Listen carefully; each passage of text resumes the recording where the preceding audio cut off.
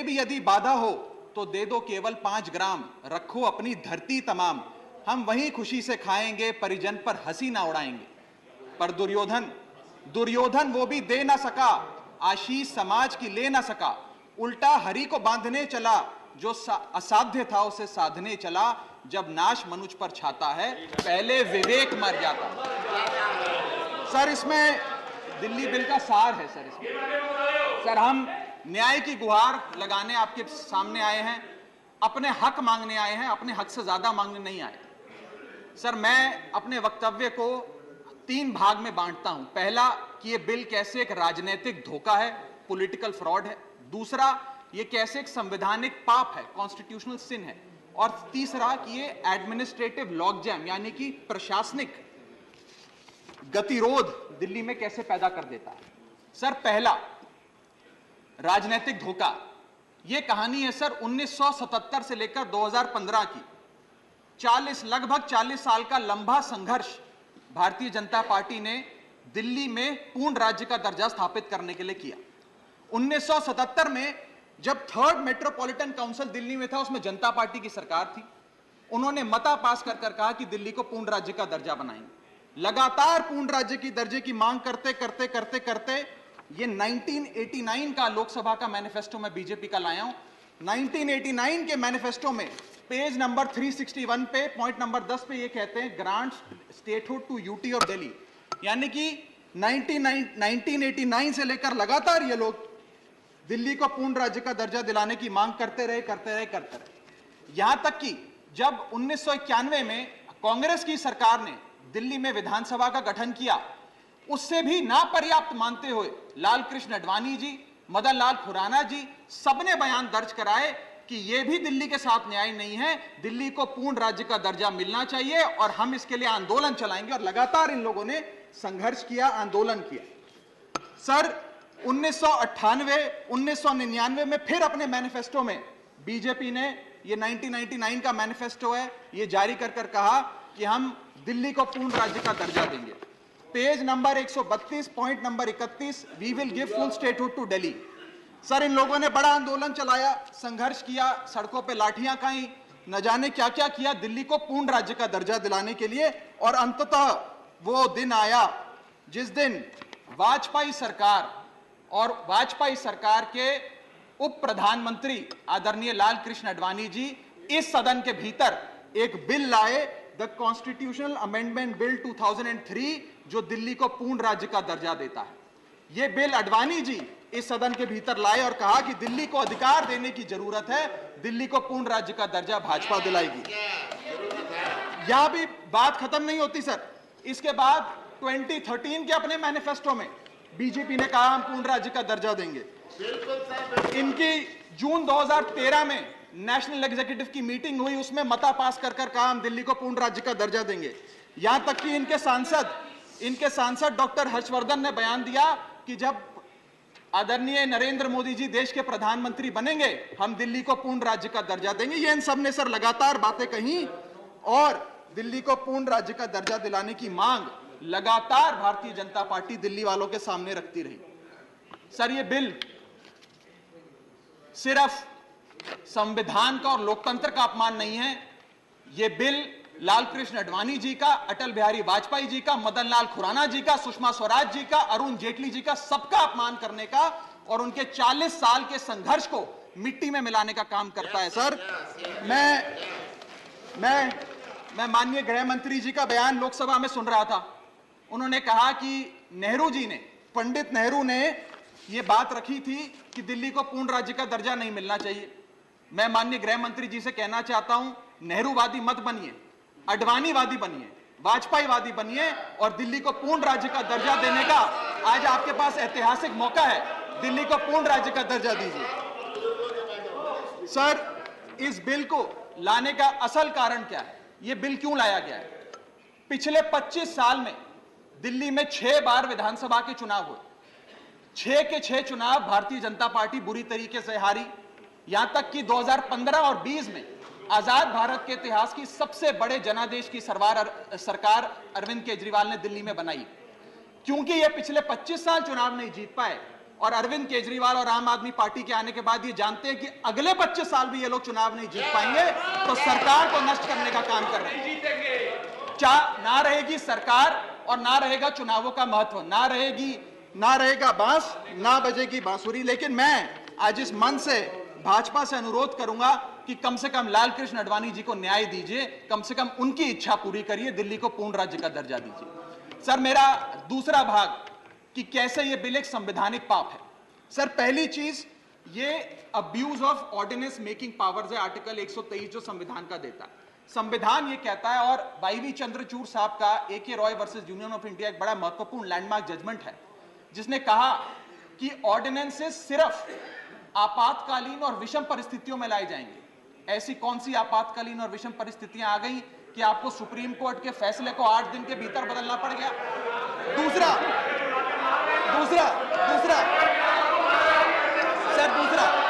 Sir देखिए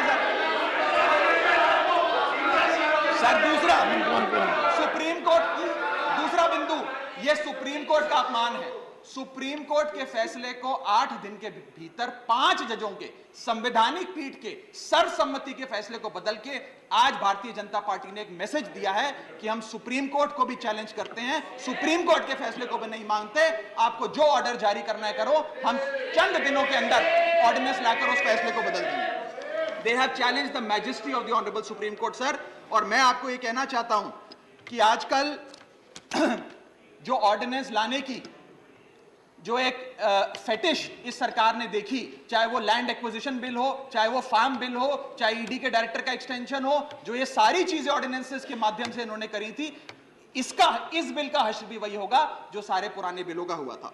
sir, third बिंदु कि कैसे ये बिल संघीय ढांचे को एरोड करता है। हमारा भारत का संविधान और सुप्रीम कोर्ट का 2023 का 2018 का संवैधानिक पीठ का फैसला कहता है कि दिल्ली के पास एक यूनिक फेडरल आइडेंटिटी है, यूनिक कॉन्स्टिट्यूशनल आइडेंटिटी है, और भारत का संविधान जो हमें संघीय ढांचा देता है, जो शक्तियां देता है, उन शक्तियों को एनक्रोच करने का काम यह सरकार करती है, हमसे अफसरशाही और तमाम शक्तियां छीनकर। मैं आपको सुप्रीम कोर्ट का वो एक वाक्य पढ़ के सुनाना चाहूंगा।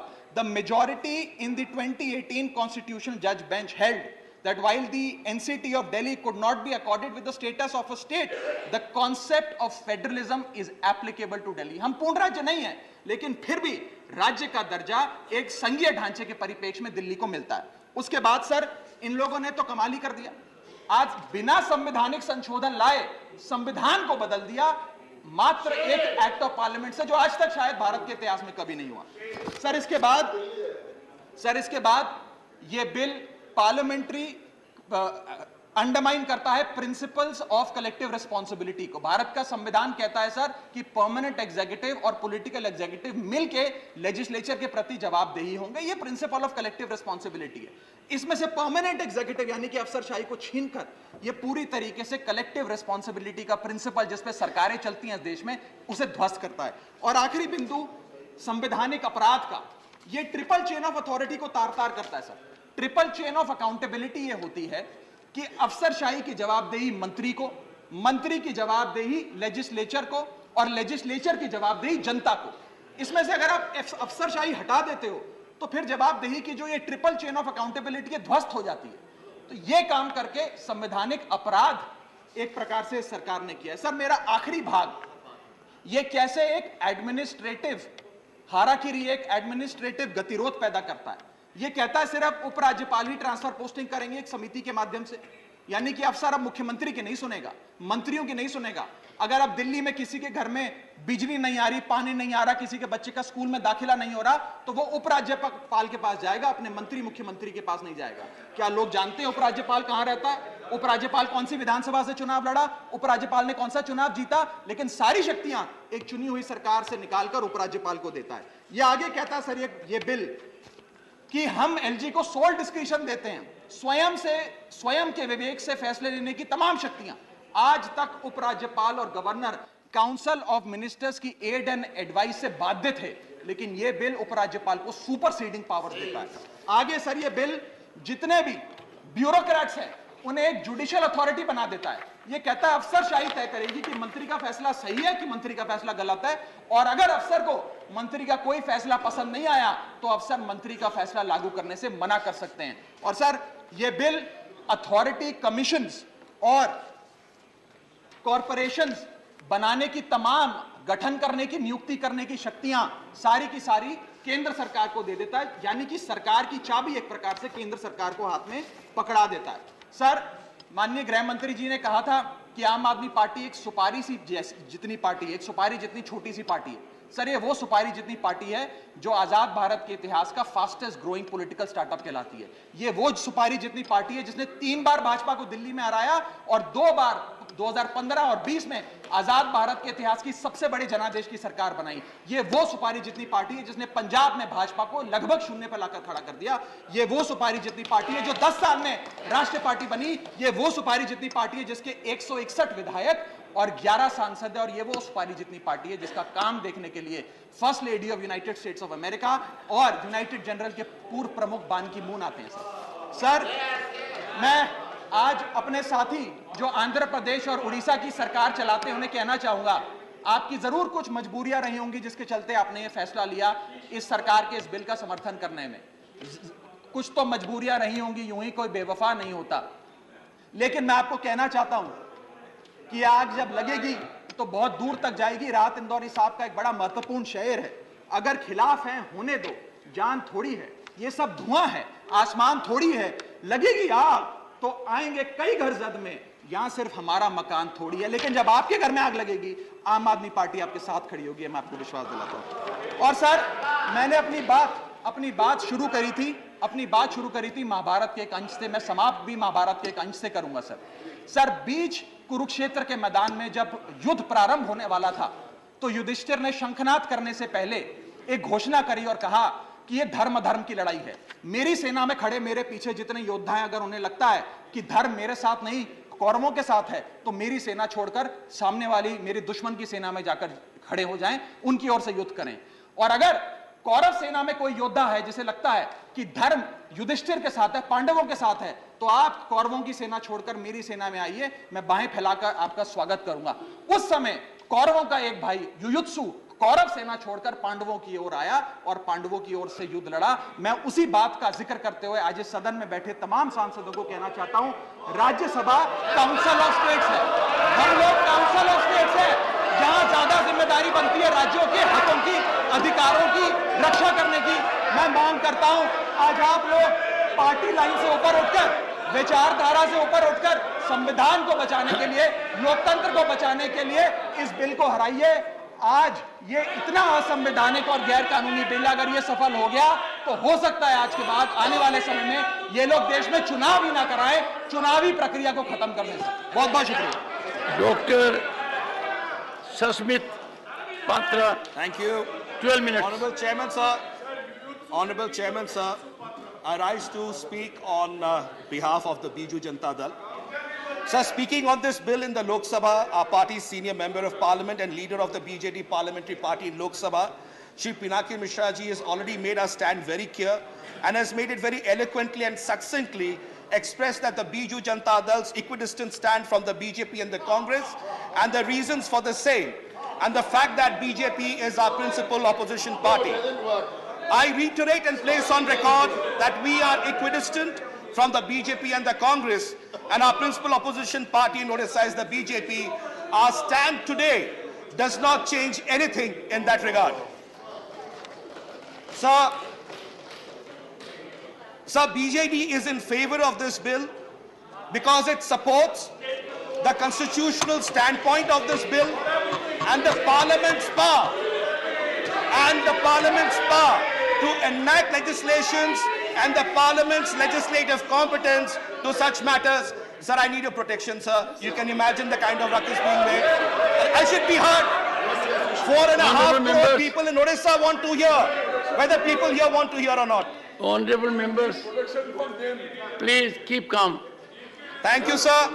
You see, Sir, in July 4th, 2018, the Supreme Court judgment in its civil appeal has very clearly said on para 277, और ये मैं सुप्रीम कोर्ट के अध्यादेश या सुप्रीम कोर्ट के जजमेंट से रेफर कर रहा हूं, 2018 जुलाई 4।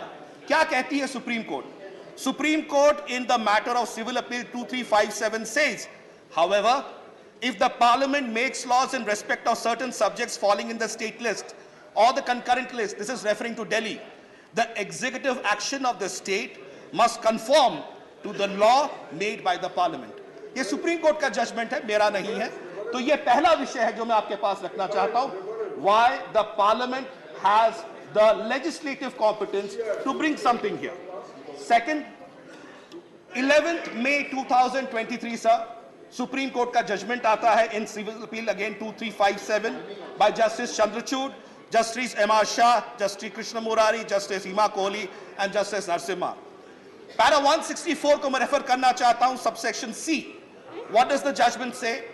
In addition to the entries in list 1, Parliament has legislative competence, and I repeat, has the legislative competence over all matters in list 2 and list 3 in relation to NCTD, National Capital Territory of Delhi. तो ये दूसरा विषय है। 2018 के बारे में मैंने बोला, 11 मई 2023 का जो जजमेंट था सुप्रीम कोर्ट का, उसको मैंने उल्लेख किया। अब मैं तीसरे विषय पर आता हूं।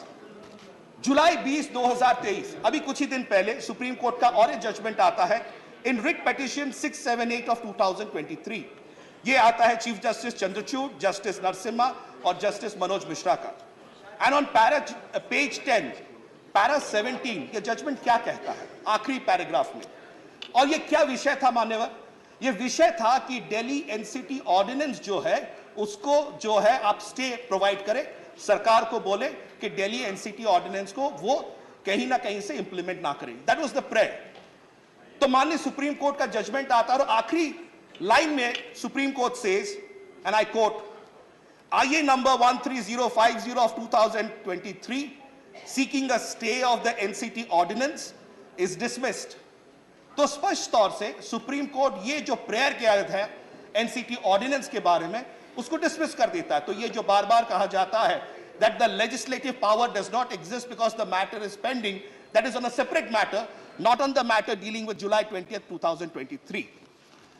तो फिर कॉन्स्टिट्यूशन बेंच के पास जो मैटर गया है वो मैटर क्या है? कॉन्स्टिट्यूशन बेंच के पास मैटर दिल्ली एनसीटी का नहीं गया है। क्या है? What are the contours of power of Parliament to enact a law under Article 239AA7, and whether the Parliament in the exercise of its powers under 239AA7 can abrogate the constitutional provisions of governance for NCT. So Delhi Ordinance Bill specifically is not being placed before the Constitution bench. The points of law, जो the points of law है, वो place किया गया है, ये स्पष्टता होनी चाहिए। Then I come to Constitution of India, संविधान पे आता हूँ। 2018 जजमेंट ऑफ सुप्रीम कोर्ट मैंने बोला, 11 मई सुप्रीम कोर्ट के बारे में बोला, 20 जुलाई सुप्रीम कोर्ट के बारे में बोला। अब मैं संविधान पे आता हूं। संविधान धारा article 239AA sub clause 3B क्या कहता है मान्यवर? Nothing in subclause A shall derogate from the powers of Parliament under this Constitution to make laws with respect to any matter of a union territory or a part thereof. तो parliament को पूर्ण अधिकार मिलता है कि अगर आप ऐसी कोई भी लॉज आती हैं तो powers of the parliament can not be derogated, can not be declined, can not be diluted, can not be taken away from the perspective of the powers to undertake their activity on any matter of a union territory. संविधान कहता है। अब constitution bench क्या कहेगा? That's a secondary issue. Now we come to 239AA, 7A and 7B of the constitution. मैं आखिरी पड़ाव पे हूं। अब कहा जाता है कि whether the parliament has the legislative competence, Biju Janata Dal parliament के साथ है, बीजू जनता दल कॉन्स्टिट्यूशन के साथ है, Biju Janata Dal that the parliament has the legislative competence to undertake such an activity उसके साथ है। So what does the constitution say? 239AA article clause 7A and 7B. What does 7A say, sir? 7A कहता है Parliament may, by law, make provisions for giving effect to or supplementing the provisions contained in the foregoing clauses and for all matters therein or consequential thereto. इसका मतलब क्या है? सारा आज बता देता हूं कि पार्लियामेंट के पास तमाम वो पावर्स हैं जिससे कि 239AA जो कि दिल्ली एनसीटी के बारे में है उस पर अपने रूल्स, अपने लॉज कर सकता है। 7B, any such law as is referred to subclause A shall not be deemed to be an amendment of this constitution. तो जो बात आती है बार बार constitution amendment की, clause 7B बहुत clearly संविधान का बताता है that this is not any changes in 239AA, 7A and 7B के तहत is not considered as a constitution amendment. It can be undertaken. माननीय, अब मैं और 2-3 मिनट लूंगा और मैं खत्म करूंगा। So sir, this is a constitutional issue. This is a legislative issue. This is not a political one. This is an issue which is before the power of the parliament to legislate and its legislative competence. It's not about parties or governments. Sir, किसी ने कहा था, एक बहुत बड़े महापुरुष ने, एक बहुत बड़े लीडर ने, सरकारें आएंगी जाएंगी, पार्टियां बनेंगी बिगड़ेंगी, संविधान रहना चाहिए, इस देश का संविधान, इस देश की सोच रहनी चाहिए। Sir, with these words, and the matter is pending before the court, we would leave it at that. Let the constitution bench come back to it, but that does not take away the legislative competence of the parliament. We will continue our equidistant policy from both the BJP and the Congress, and Biju Janata Dal, led by our leader and Honorable Chief Minister Shri Naveen Patnaik ji, will continue to support the constitutional position and the parliament's power to enact this piece of legislation. Thank you. Jai Hind. Bande Utkal. Thank you. Manya V. Vijay Sai Reddy. Reddy ji, you have 12 minutes. Please let him speak, please. Thank you. Please. Thank you, Deputy Chairman, sir. No comments while sitting on chair. Sir, I, on behalf of my party and my Chief Minister, Y.S. Jagan Mohan Reddy Garu, raised to support this bill, and I need to respond in this regard while putting forth my arguments, observations. I will have to respond Manu Singhvi ji and also Raghav Chadha ji, who is not seen here. No. Please. No. Sir, the crux of the entire bill has to be understood in the light of the provisions of Article 239AA, as my colleague has pointed out, sir. Sir, 239AA Clause 3 has got 3 subclauses. Subclause A, Subclause B, Subclause C. Sir, Subclause A states, Delhi legislature has got the power to make the laws, insofar as the issues are concerned, except public order, law and police.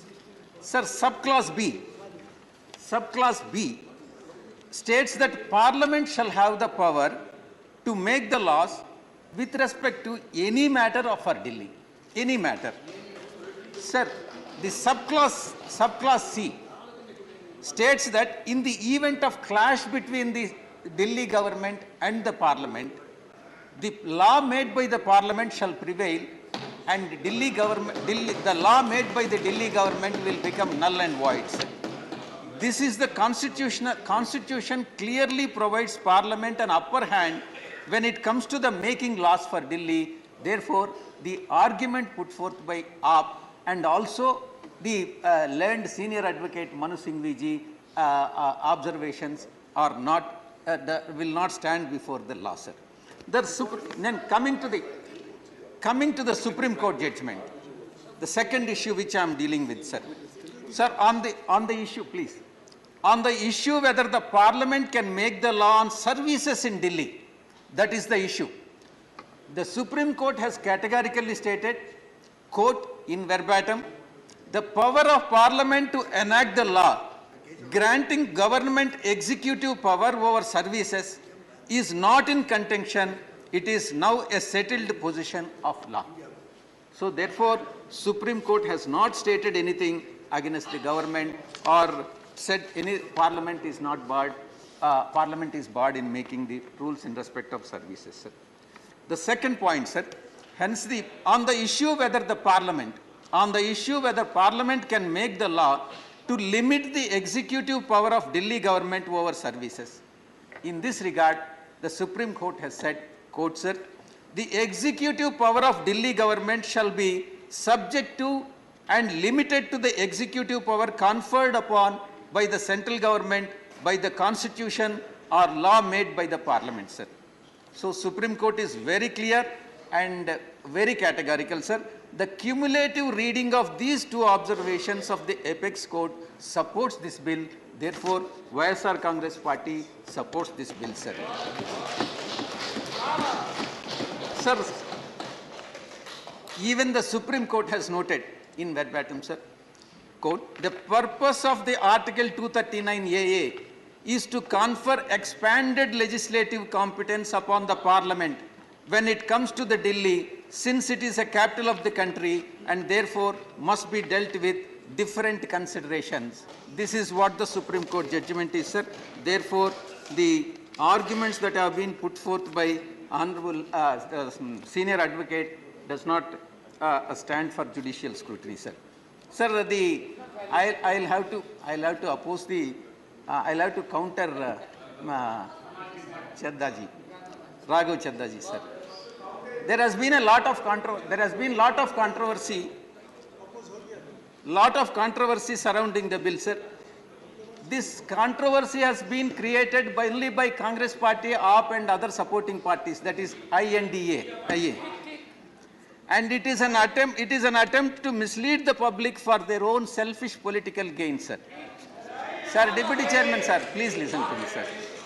In fact, the very member of this August House, my friend Raghav Chadha ji has pointed out, sir, he has said, लगेगी आग तो आएंगे कई घर जद में यहाँ हमारा अकेला मकान तोड़े ही हैं. That is what he has said. Sir, I am responding to Raghav Chadha ji. He has also said that certain non-NDA parties are under compulsion and coercion to support this bill. That is what he has stated. Please stop it.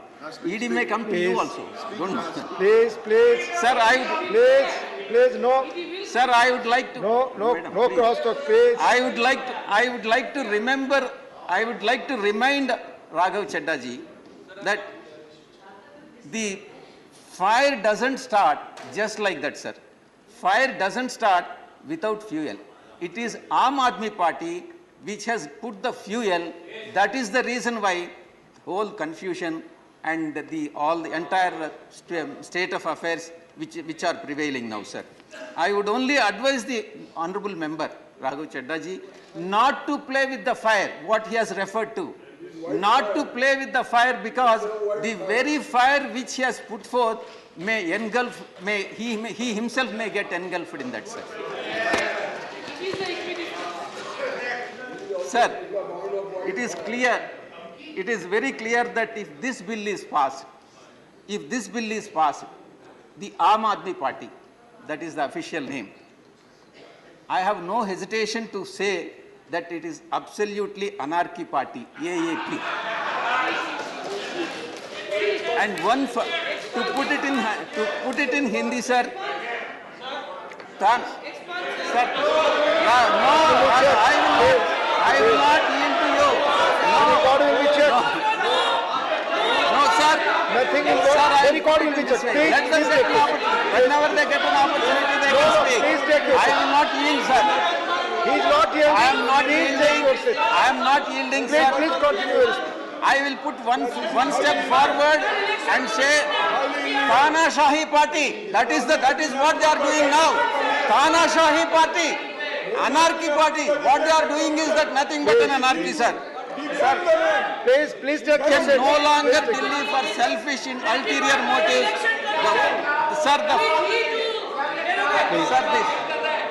Please. Sir, I have to bring to your kind notice. One of the observations made by one of their founder members, sir. Sir, one of the founder members of Aam Aadmi Party, famous personality, has categorically said, he was poet and he was very popular leader also, Kumar Vishwas. What did he say? What did he say? Sir, he has alleged, he has made an allegation that the convener of the party, that is Aam Aadmi Party, has supported separatists and collected funds from the separatists for the elections. That is what the state of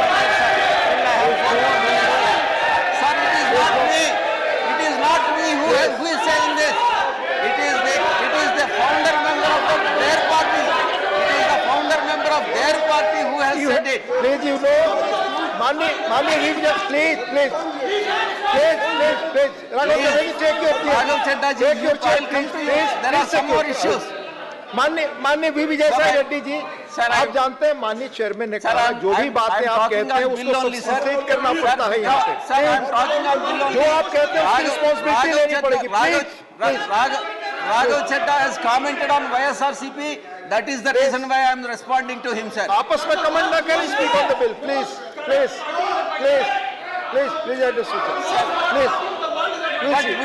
no comment. We won't collect the funds from the separatists. Please. We have not collected the funds from आपस separatists. में comment नहीं, please address the chair. Sir, I will respond to him appropriately, sir. Please. Sir, I would like to know why they need power. Why they need power? Please. Is it to support the separatists? Is it to support the anti-nationals? They require power.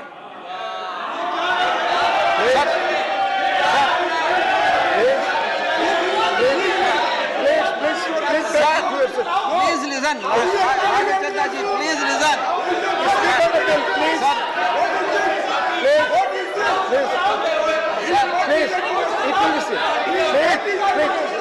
Raghav Chadha ji, back to your seat. देशद्रोह करने के लिए क्या? देशद्रोह करने के लिए क्या?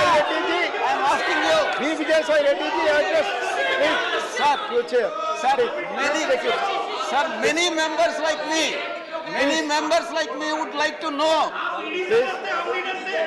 what happened to the founder members of Aam Aadmi Party, like Shanti Bhushan, Prashanti Bhushan, Yogendra Yadav, Kumar Vishwas, Ashutosh. What happened to them?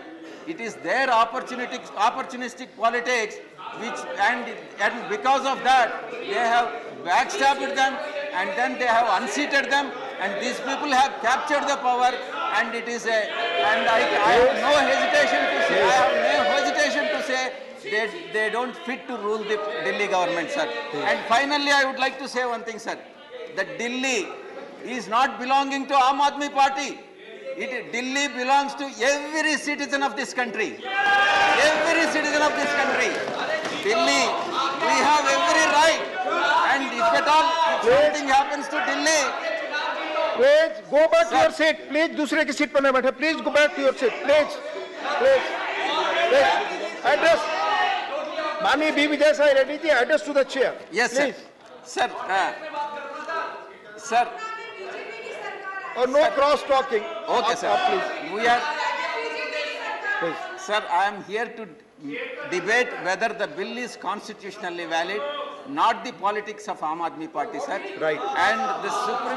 And whether the Constitution as well as the Supreme Court both have said that this bill is constitutionally valid and perfectly within the precincts of the law. Therefore, we support this bill, sir. I have not said anything against Aam Aadmi Party.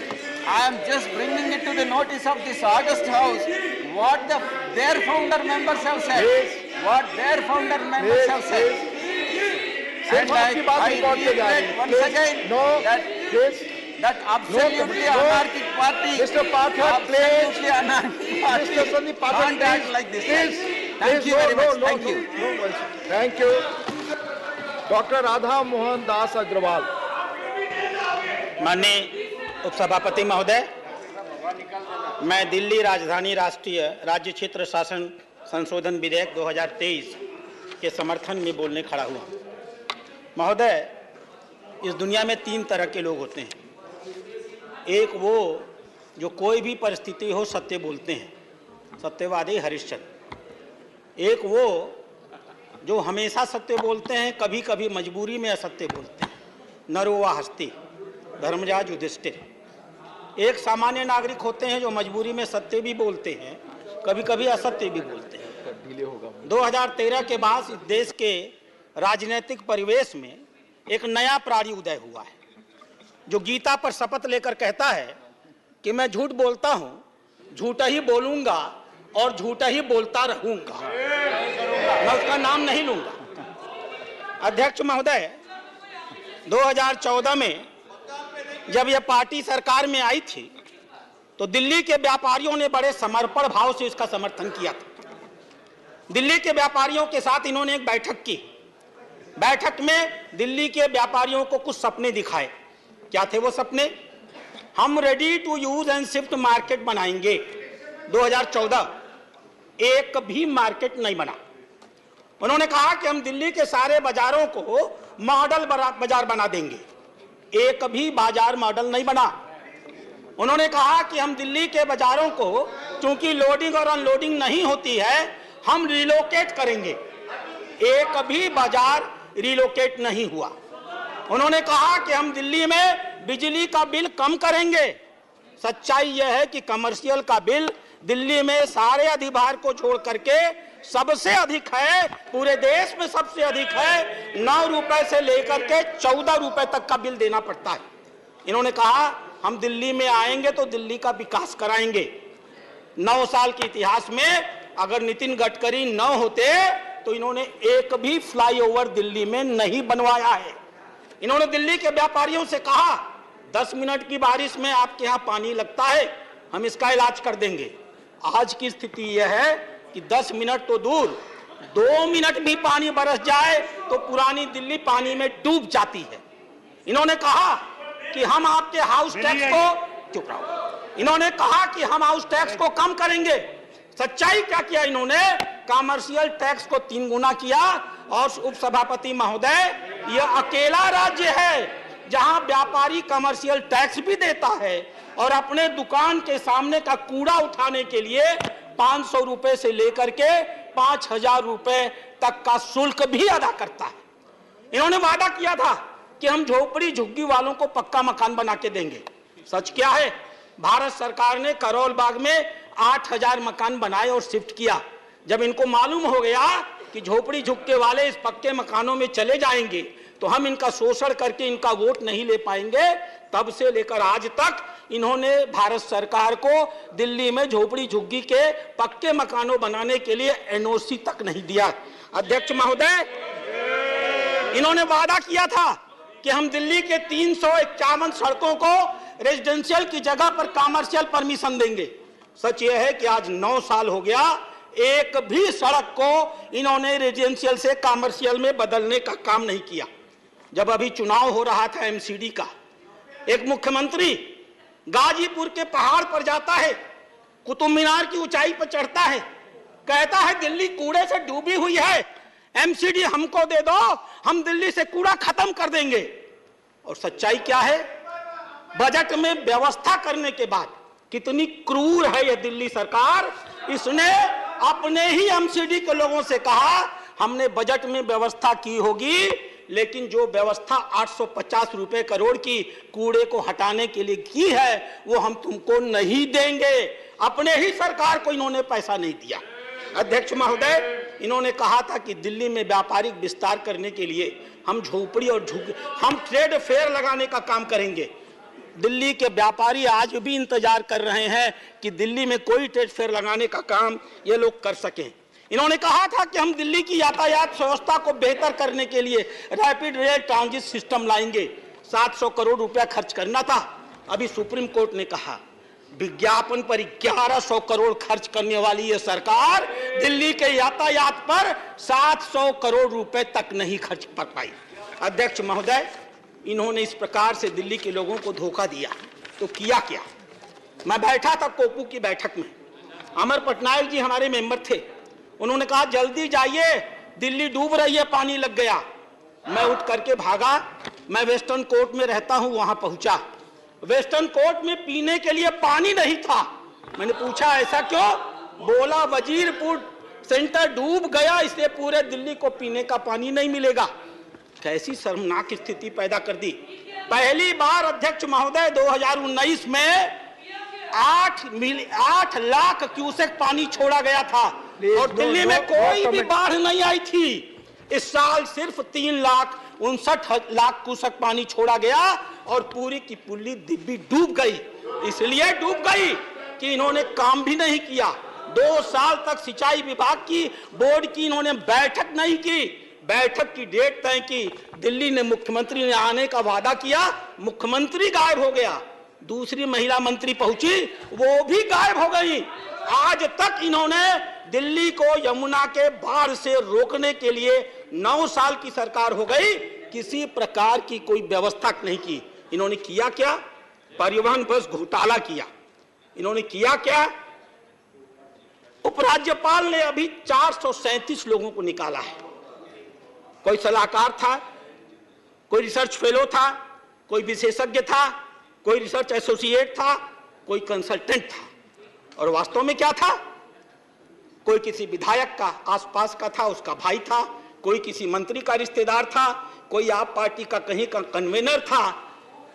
ऐसे ऐसे लोगों को इन लोगों ने आरक्षण के सारे नियमों को धता बताते हुए बिना प्रॉपर तरीके से 60,000 से लेकर के 1.5 लाख तक रुपए तक की मासिक वेतन पर रखने का काम किया।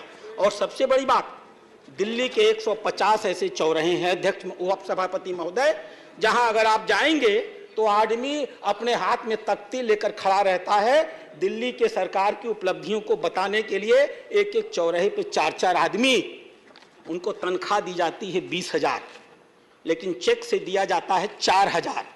ये 16,000 रुपया ये लोग उसको कहां से पैसा लाके देते हैं? शायद अगर ये बताते तो बहुत बेहतर होता। और अध्यक्ष महोदय, जिसका सबसे बड़ा ढिढोरा पीटते हैं, मोहल्ला क्लिनिक। अभी कर्नाटक के स्वास्थ्य मंत्री आए थे, इनके स्वास्थ्य मंत्री के साथ अभी वो एक मोहल्ला क्लिनिक देखने गए थे। देखने के बाद उन्होंने एक ट्वीट किया। वो ट्वीट आज भी उस मंत्री के ट्विटर हैंडल पर मौजूद है। और क्या लिखा उन्होंने? Visited a mohalla clinic in Delhi with hardly any people there. एक आदमी भी वहां नहीं था। Our clinic in Karnataka have more facilities including laboratories to be immediately tested. यानी वहां पर हमारे कर्नाटक में ऐसी लैबोरेटरीज हैं जो तुरंत जांच कर लेते हैं। और आगे क्या लिखा? I guess it is a overhyped stand and I come back feeling disappointed. यानी इन लोगों ने छोड़िए उन्हें, मैडम यानी नो कमेंट। उन लोगों ने ये कहा कि इन लोगों ने सिर्फ शब्द बयानी की है, झूठ बोला है, मुझे तो यहां से बहुत निराश होकर जाना पड़ेगा। और अध्यक्ष महोदय, जब कर्नाटक के स्वास्थ्य मंत्री यह कह रहे थे तो अभी तो जुमा 1 महीना उनको आए हुआ है। वो भारत के कर्नाटक की भाजपा सरकार की उपलब्धियों को बता रहे थे।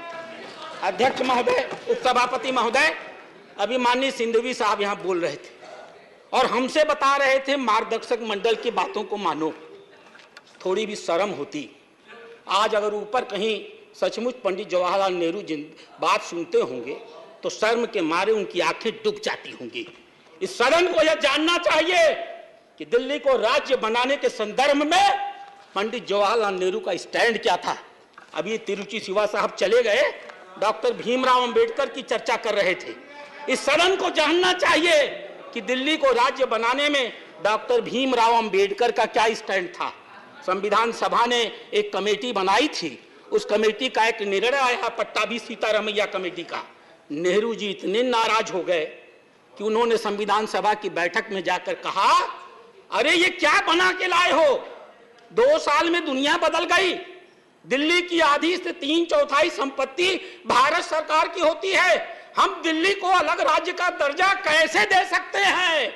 ये नेहरू जी की बात कह रहा हूं। अगर किसी सदस्य के अंदर हैसियत होगा तो मैं नाम लेकर कह रहा हूं, चुनौती देने के लिए वो खड़ा हो जाएगा। डॉक्टर अंबेडकर की बात इन्होंने कहा। अंबेडकर ने कहा, so far as Delhi is concerned, it is better to us that as a capital of India, it can hardly be placed under the local administration. अर्थात जहां तक राजधानी का सवाल है, दिल्ली को स्थानीय प्रशासन के हाथ में कतई नहीं दिया जा सकता। यूएस कांग्रेस का पूरा नियंत्रण यूएस की राजधानी वाशिंगटन पर होता है। इंग्लैंड का, ऑस्ट्रेलिया का पूरा नियंत्रण कैनबेरा के ऊपर होता है। इस बात का कोई आधार नहीं है कि पूरी दुनिया में जहां कहीं भी देश की राजधानी में कोई शहर हो, उसे सीधे सीधे देश की राजधानी के नियंत्रण में रखा जाए। और अध्यक्ष महोदय, हुआ क्या? 1952 में सरकार बनी थी, चौधरी ब्रह्म प्रकाश पहली बार मंत्री बने थे, और उसके बाद गुरमुख निहाल सिंह जी आए थे। कितने दिन वो रह पाए? नेहरू जी जानते थे जो हो गया है बहुत गलत हो गया है। उन्होंने स्टेट ऑर्गेनाइजेशन कमेटी बनाई, फजल अली की। उस कमेटी ने अपनी रिपोर्ट दिया, बड़ी लंबी लंबी रिपोर्ट सिंधवी जी पढ़ रहे थे। एक छोटी सी रिपोर्ट मैं भी पढ़ देता हूँ, जो स्टेट रीऑर्गेनाइजेशन कमेटी की मीटिंग में इस कमेटी ने दिल्ली के बारे में कहा। In France, for example, there is a greater degree of central control over Paris than over other municipalities. In England, the police administration of the metropolitan area are directly under the control of Home Secretary, who does not exercise similar power in respect of other municipal area. Apart from the regions which are peculiar to each country or city, there are some general considerations necessitating special arrangement in respect of national capital. Capital cities possess or come to possess some degree of political and social predominance. They are seat of national government. They are seat of national government. Any constitutional division of the power, if it is applicable to the unit functioning in the seats of national government, it is bound to give rise to embarrassing situation. और 1956 की इस report को आने के बाद हम आभारी होंगे इस देश के प्रधानमंत्री का, चाहे जो भी नाम। उन्होंने अपनी ही पार्टी के मुख्यमंत्री को हटा दिया, दिल्ली की विधानसभा को भंग कर दिया और दिल्ली को पुनः यूनियन टेरिटरी बना दिया। अध्यक्ष महोदय, चर्चा हो रही थी 1991 के विधेयक की। क्या है यह विधेयक? मेरे हाथ में वो कागज है। जिन बातों की चर्चा माननीय विजय साई रेड्डी जी ने की, मैं उनको दोहराऊंगा नहीं। धारा 3 सब क्लास 3 के ABC को मैं तीसरे पर आता हूं, जिसकी चर्चा सिंधवी साहब ने की थी, यहां नहीं। वो कह रहे थे कि पार्लियामेंट में by law make provision for giving effect to or supplementing the provision contained in the foregoing clauses and for all matter incidental or consequential thereof. अध्यक्ष महोदय, सभापति महोदय, वास्तव में ये जो विधेयक आया है वह दिल्ली के निवर्तमान विधेयक को सप्लीमेंट करने के लिए आया है। क्या प्राविधान है? 9 साल ये सरकार रहे, इन्हें मालूम था कि एंट्री 41 होती है, इन्हें मालूम था कि एंट्री 41 में लिखा हुआ है स्टेट पब्लिक सर्विस कमीशन, इन्हें मालूम था कि इनके सरकार में आने से लेकर 9 सालों तक दिल्ली में कोई स्टेट पब्लिक सर्विस कमीशन नहीं है, यूनियन पब्लिक सर्विस कमीशन के अधिकारी काम करते हैं। अगर ये प्रशासन चलाना सचमुच चाहते, साई रेड्डी साहब ने सही कहा, मैं उस शब्द का प्रयोग नहीं करूंगा, अगर ये सचमुच चलाना चाहते सभापति महोदय, तो इन्होंने 2014 में ही स्टेट पब्लिक सर्विस कमीशन बना लिया होता और अपने कर्मचारियों की नियुक्ति कर ली होती। सच क्या है महोदय? यह कानून स्टेट पब्लिक सर्विस कमीशन की स्थापना करता है, आर्टिकल 41 को जमीनी धरातल पर लागू करता है और लिखता है दिल्ली राजधानी राज्य क्षेत्र में समूह ख अराजपत्रित और समूह ग पदों पर नियुक्ति के लिए भर्ती अभिकरण दिल्ली अधीनस्थ सेवा चयन बोर्ड बनाया जाएगा। तो अध्यक्ष महोदय, सभापति महोदय, वास्तव में यह विधेयक दिल्ली सरकार को इंपावर करने वाला विधेयक है।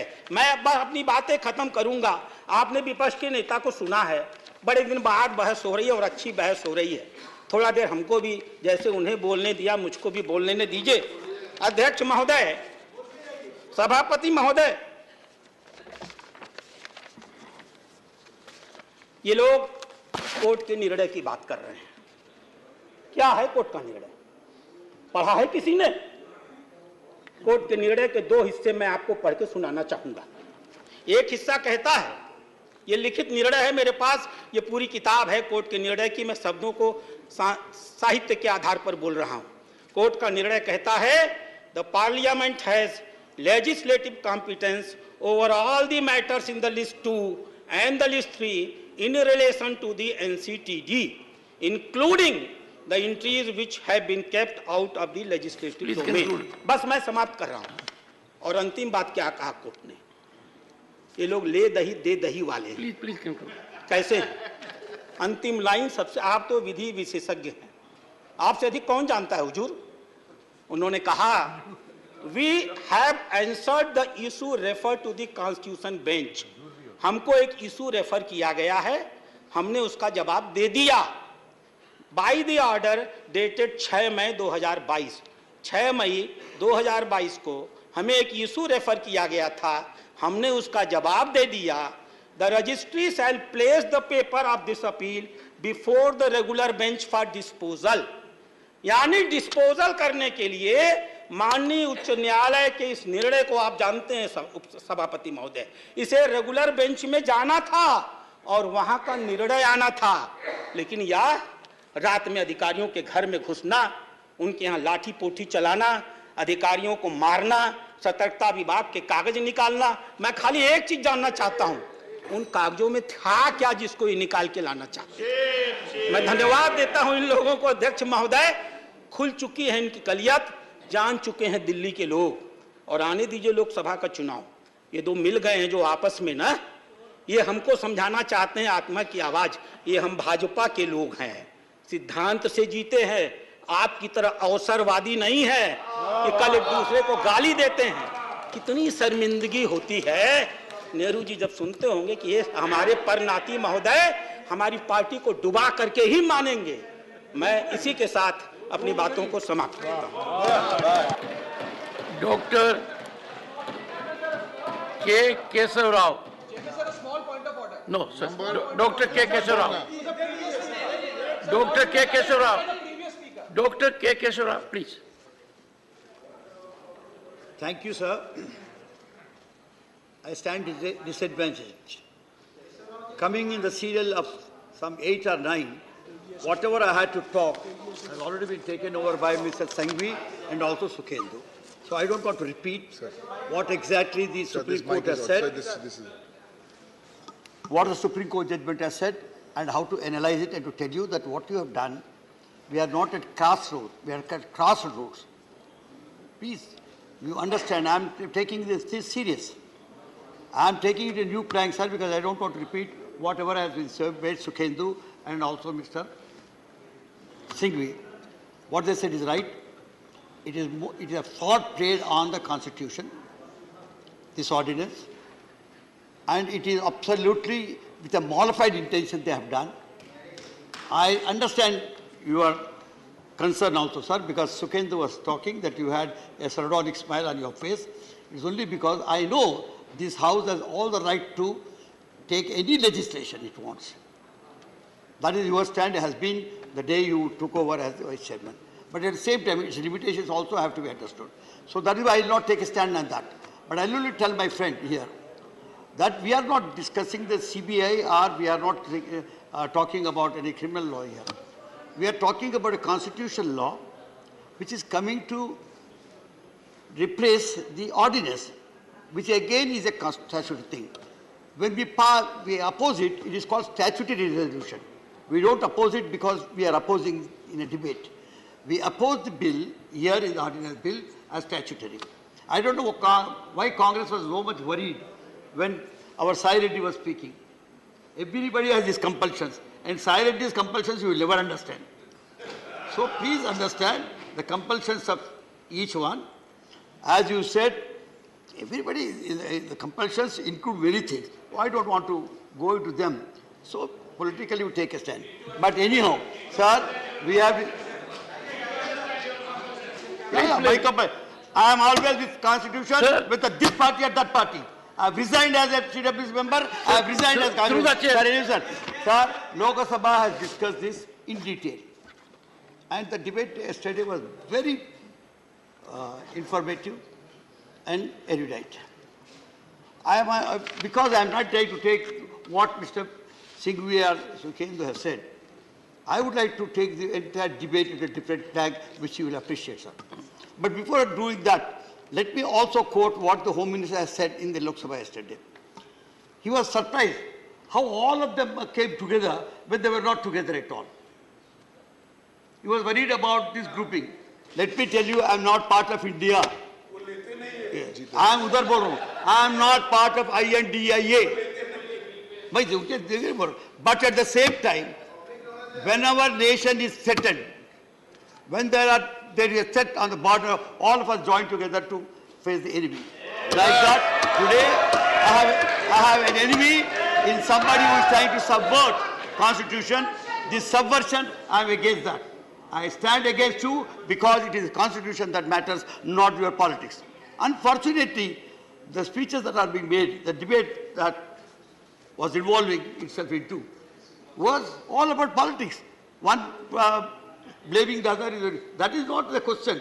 Today, right before you is something. And I would say, yesterday, while the debate was very good in the Lok Sabha, a suggestion, not a suggestion, a remark came from the one party, a recognized known legal brain, Mr. Pinaki Mishra, who said he stood a very stout defense for you. He defended the ordinance, but at the same time he said, when it comes to the basic issue of the ordinance, when it comes to services, and when the Supreme Court sees of it, I don't think we should rush through it, and we should wait for another few days. This is what exactly a constitution should do. Sir, I am trying to tell you what my view is. Or Patra also agrees that it is not keeping the equidistance. It is appreciating the constitutional point. Yes. What Pinaki was saying yesterday was, Pinaki Mishra was saying yesterday was, we are not sure of what is happening, and the Supreme Court is absolutely against the particular bill, and hence let us wait before I possible. Sir, anyhow, sir, as I said, we all join together. The entire opposition is one when something serious of this nature happens. Sir, yesterday the Home Minister in the Lok Sabha, please, he was building a narrative. Not only he, his articulate minister, one of the ministers of state, was building a narrative against the Kejriwal. It was not against Aap. They were taking the Kejriwal's names, Shahenshah, some Sheesh Mahal, or this, somebody, even here also. But if somebody is really corrupt, if you are building a narrative for corruption of a state, you have a right. You are Home Minister of the country. Instead of that, why are you meddling with the Constitution of India? You do that now. That is what we are waiting. That is what the members here said. Even if you are removing the state. Dr. Keshav. Even if you are removing the state. Dr. Keshav. Take up, sir. Through me. Yes. So, I will reflect everything the other side. Yeah, sir. I am a good reflector. So I don't know why Kejriwal should shake the BJP or the parliament so much. I never knew that he was that powerful man, that his corruption has made you pass constitutional amendment bills. Now, sir, one other point, because I am not getting into the integrities of the SC judgment, but one thing I tell you, what really surprises me, and it should have surprised you also, when a unanimous decision of 5 judges going along with the CJI sign a thing before the ink could dry, you have the pen of the president giving an ordinance. That too, it comes on the last day of the Supreme Court's working days. See, this really gives some kind of suspicion, and as a lawmakers, we get surprised over that kind of gestures. What we expect is, this is a house which discusses the law. If it is not good, we throw it out. If it is good, we opt it. Now, sir, as I have already said, it is a fraud, I will not say. Sir, why it is a fraud is, moreover, I will not again repeat, sir, more than 3 times the Supreme Court judgment said the representative character of a government is what is democracy is all about. And that cannot be replied. Sir, now, this representative form of government is a triple chain of command which he said. Again, I will not go into that because much has been said about it now. Sir, I want to take the entire plank on a different plan. I want to take a debate on the different plank. Now, the Home Minister is smiling because he thinks I have no point. I think I have more points than Singhvi has. But I don't want to waste the time of speaking. I have a problem.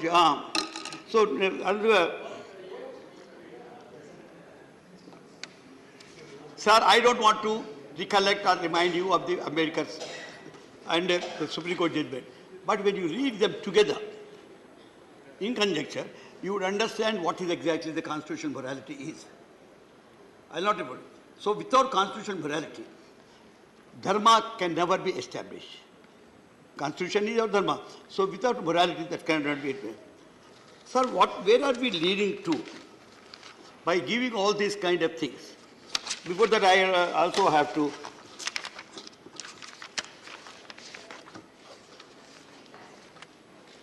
wait, my papers. Sir, Mr. Smita, you said this is not about Delhi at all. What was referred to in the Supreme Court is about the cantors of NCTD and also about 239 AAA. What is cantors? It is about functioning. Cantors of 239 NA is nothing but functioning. On that, the Supreme Court very clearly said, the further ordinance hands over the government Delhi to bureaucrats, and the ordinance hands over the governance of Delhi to its bureaucrats. This is what is happening. That takes me to my subject today, sir. Sir, I'm afraid we are opening a new era. It is a serious matter for the Home Minister to think, and also the ministers, however they are floating. We are entering a new era of what is known as bureaucracy. I am not against bureaucrats. There is a subtle difference between a bureaucrat and a bureaucracy. Bureaucracy is when you make this single-minded thinking into a theory and a policy, it becomes bureaucracy. When you shun your accountability, it becomes bureaucracy. Now we are, by handing over every power to a bureaucrat, and like the chief minister, elected chief minister, elected government, then it becomes bureaucracy. Sir. I want Yadav to appreciate this point, because I'm afraid of this, because this has been discussed time and again in many of the books. Like, sir, even Short Mill said, that man will be accepted if not anybody else. Mill referred to the bureaucracy as a distinct from government, separate from the representative democracy. So when you are thinking of representative government, which the verdict has stressed too many times, Karl Marx theorized about the role and function of bureaucracy in a critique of Hegel's philosophy.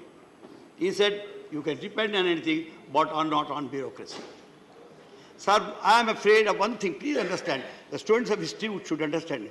I am telling you, we have best of bureaucrats as people's representatives here. They are accountable to people. Those who are not accountable are called bureaucrats. In my reference here, those who are coming into this house, like we had one of the best bureaucrats, Mr. Manmohan Singh ji, who ruled this country. So I am not against bureaucrats, but this mindset that we should go to an agency which is not accountable to people and overrule who is accountable to people is what exactly is. Thank you, sir. Sir, I lost it.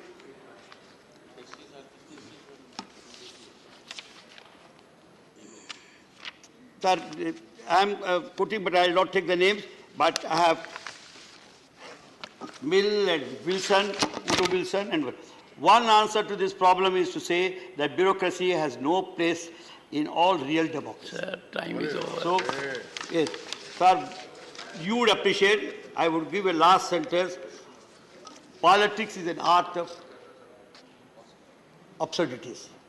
You find them alarm. I am out of it. But you wrongly diagnose it and give a wrong remedy. That is what exactly is saying. Let us think this is, again, Marx, the great American writer. So with this, I'll tell you, let us not, in our temptation, open the gates for a new agency to take over the representative character of this country, because we have seen, we have come long way from monarchy to autocracy to aristocracy to democracy and republic, and now the new word used by Supreme Court is representative government. So this is what I'm telling you. So my answer is this is, we are crossroads because we are trying to bury democracy, representative character. We are disregarding the representative character, and this bill has to be opposed by everybody who has some kind of a regard for democracy or representative. Dr. Keshav, I am grateful. You have taken to paper glass, because he sought my permission to have a glass of water. I said, don't have steel, don't have glass, have only paper glass. Thank you. Message from Lok Sabha, Secretary General. Sir, with your kind permission, I rise to report that the Lok Sabha at its sitting held on 7th August 2023 passed the Digital Personal Data Protection Bill 2023. I lay a copy of the said bill on the table. Professor Manoj Kumar Jha, 9 minutes. Ji sir, वाकिफ हूँ. शुक्रिया sir. बिल्कुल. शुक्रिया सभापति महोदय. एक छोटी कहानी से शुरू करना चाहता हूँ. हमारे विश्वविद्यालय में एक शिक्षक थे, वो कह रहे थे कि एक सेठ थे राजस्थान में, अचानक सांप सांप चिल्लाने लगे. तो लोग आए, बोले क्या हुआ? बोला देखो सांप अभी पेट पर से चल के चला गया. बोले काटा तो नहीं ना? बोला नहीं काटा नहीं, रास्ता देख गया है. So when I rise today, Professor, this is my court. Everyone in the house knows. Not of your university. Sir, ये तो मैंने कहा है. Sir, I would want all of you to give me uninterrupted time. I'll not speak anything which is going to prick you or disturb your rhythm. What I wanted to say, sir, असल में कई वर्ष पूर्व भी देखा इस देश में, आज भी देख रहे हैं. जब बहुत बड़ी सत्ता आती है ना, तो कई ख्यालात आते हैं. कुछ अच्छे होते हैं और कुछ लगता है जिसको हम कहते हैं लोएस्ट हैंगिंग फ्रूट. मैं और मेरी सीनियर कलीग जया जी, हम लोग बात कर रहे थे, इतने पावर का करोगे क्या? कम है क्या? इतने राज्यों में सरकार है, केंद्र में सरकार है, 303 का बहुमत है. उसके बावजूद अगर किसी निर्वाचित सरकार को लेकर के ये आपकी प्रणाली हो, कार्य प्रणाली हो, जहां की सुप्रीम को 11 मई को सुप्रीम कोर्ट का ऑब्जर्वेशन हुआ, मेरे कई कलीग कह चुके हैं. संभवतः हमारी सरकार ने सोचा होगा कि वेकेशन में जाने से पूर्व उनको कुछ ऐसा पकड़ा दो कि अवकाश में भी वो सोचते रहे इसके बारे में. तो उन्होंने 19 मई को ये ऑर्डिनेंस लेकर के आए. अब जजों का काम था कि इस पर लगातार सोचते रहे. सर, इससे पहले कि मोटा मोटी कुछ बिंदु पे मैं आऊं, मेरे कुछ साथी वो जिन्होंने लोकसभा में वोट किया है, most likely they will do the same here. हालांकि लोकसभा के बारे में मैं जिक्र नहीं करना चाहता था, माननीय सभापति महोदय, डाइवर्सिटी शब्द का आप बहुत जिक्र करते हैं, हम सब उसमें रिजॉइस करते हैं, हमारी प्राइड है वो. लेकिन एक मंत्री महोदया डाइवर्सिटी बोलते बोलते बोल गई कि इंडिया इज कॉम्प्लिकेटेड. सर, बचपन से लेकर आज तक इंडिया कॉम्प्लिकेटेड नहीं लगा कभी. ये रिकॉर्ड में है पार्लियामेंट के, इसलिए मेरी चिंता है. इंडिया कॉम्प्लिकेटेड नहीं है सर, बड़ा सहज स्वभाव है इंडिया का, महासागर वाला है सर, सब कुछ समा जाता है, मजहब हो, धर्म हो, जाति हो, कौम हो, कोई हो. लेकिन इसको जब तालाब बनाने की आप कोशिश करते हैं तो महासागर तालाब नहीं बनना चाहता. सब फॉर ऑल दोज फ्रेंड्स, बड़ी अच्छी अच्छी बात कही, equi distance. Sir, equi distance का मतलब होता है न्यूट्रलिटी. जब चूहे की पूंछ पे हाथी का पांव पड़ा हो तो न्यूट्रलिटी उस चूहे से पूछिए कि उसको कैसा लग रहा है. तो मैं समझता हूं, इसलिए सर एक शेर अर्ज किया है. आज बड़े शेर पढ़े गए हैं, सुधांशु जी ने पढ़ा, तो मैं भी एक अर्ज करता हूं सर. ये पड़ोस के मुल्क से आया है. तुम तकल्लुफ को भी इखलास समझते हो फराज, तुम तकल्लुफ को भी इखलास मतलब ट्रू फ्रेंडशिप, तुम तकल्लुफ को भी इखलास समझते हो फराज. दोस्त होता नहीं है हर कोई हाथ मिलाने वाला, आपकी पेश नजर है जी। तो मैं ये कहना चाह रहा था sir, at a historical juncture एक चीज और मुझे बड़ी अच्छी लगी उस दिन, हमारे माननीय गृह मंत्री जी ने जवाहरलाल नेहरू जी को कोट किया। एक पल को मुझको लगा कि इस शांति वन में अस्थियां कसमसा गई होंगी, ये हुआ क्या, ये हुआ क्या। फिर अंबेडकर साहब को भी कोट किया, राजा जी को कोट किया, उन्होंने कन्हैयालाल मानिकलाल मुंशी को कोट नहीं किया, एचवी कामत को कोट नहीं किया, जो शायद ज्यादा उनके पक्ष में तर्क आ जाता। सर विश्वविद्यालय में मैं पढ़ाता हूं तो पीएचडी के स्टूडेंट्स को साइटेशन हम लोग सिखाते हैं, जिसको कहते हैं एथिकल साइटेशन। एथिकल साइटेशन में यह नहीं होता है कि सेमी कोलोन के बाद का ले लिया और शुरू वाला छोड़ दिया। उदाहरण के लिए कहता हूं कि आज तक इस दुनिया में सबको लगता है इस देश में कि मार्क्स ने कहा था कि धर्म अफीम है, religion is the opium for masses. Sorry sir, the entire quote is religion is the sigh of the oppressed creature, the heart of a heartless world, and the soul of soulless condition. It is the opium of people. Sir अब इसमें क्या किया हमने, सिर्फ opium वाला line निकाल लिया और मार्क्स को कह दिया कि धर्म विरोधी था। सर मैं इसलिए कहता हूं साइटेशन बहुत इंपॉर्टेंट चीज है। बहरहाल जवाहरलाल जी की अस्थियों को मजा आया होगा, जहां तक मुझको लगता है शांतिवन में। सर ये मूलतः मैं इसलिए नहीं कहता कि मैं बीजेपी के कार्यप्रणाली का विरोधी हूं सर, वो एक पॉलिटिकल रियलिटी है, हम भी एक पॉलिटिकल रियलिटी हैं। हम शत्रुता की जुबान से हमें एक दूसरे को संबोधन नहीं करना चाहिए, ना सदन में ना सदन के बाहर। साहब हम इंडियन मुजाहिदीन नहीं है साहब, हम ईस्ट इंडिया कंपनी नहीं है, हम वो भारतवर्ष हैं जिसको महासागर मैंने कहा, और उस महासागर में आप भी हैं हम भी हैं। हम और आप एक दूसरे की कीमत पर नहीं है। तो सर मैं ये कहना चाहता था कि ये प्रतिगामी बिल है सर, आपको घंटी नहीं बजाना पड़ेगा, मैं प्रॉमिस करता हूं, पक्का उसी में खत्म कर दूंगा। सर प्रतिगामी मैंने क्यों कहा, दुनिया देख रही है कि हम कितना प्रोग्रेसिव लेजिस्लेशन ला रहे हैं। सर ये मुझे जो चिंता इसमें ये हो रही है कि माननीय सर्वोच्च न्यायालय ने एक निर्णय दिया, सर कुछ सोच के दिया होगा ना। आप अक्सर कहते हैं कि नेहरू नहीं चाहते थे, अरे नेहरू 56 में नहीं चाहते थे, 67 वर्ष बीत गए हैं, हकीकत नहीं बदलती क्या। नेहरू के टाइम में हम सार्वजनिक क्षेत्रों में कितना ध्यान देते थे और आज हम बेचने पे ध्यान दे रहे हैं। ये फर्क आया है ना सर, चूंकि ये फर्क आया है तो हर हकीकत में फर्क होता है। 56 की दिल्ली और आज की दिल्ली वही नहीं है सर। सर मैं तो अरविंद केजरीवाल जी का बिल ही नहीं मानता हूं, दिल्ली गवर्नमेंट का बिल ही नहीं मानता हूं। मैं तो ये मानता हूं कि सर अगर ये प्रयोग सफल हुआ, अगर सांप ने रास्ता देख लिया, तो कल को उन पर भी गाज गिरेगी जो आज न्यूट्रलिटी और इक्विडिस्टेंट के नाम पर न जाने क्या क्या सोच रहे हैं। सर हम तब भी आपके साथ होंगे, ये तो गारंटी है सर, हमारे पास कोई विकल्प ही नहीं है।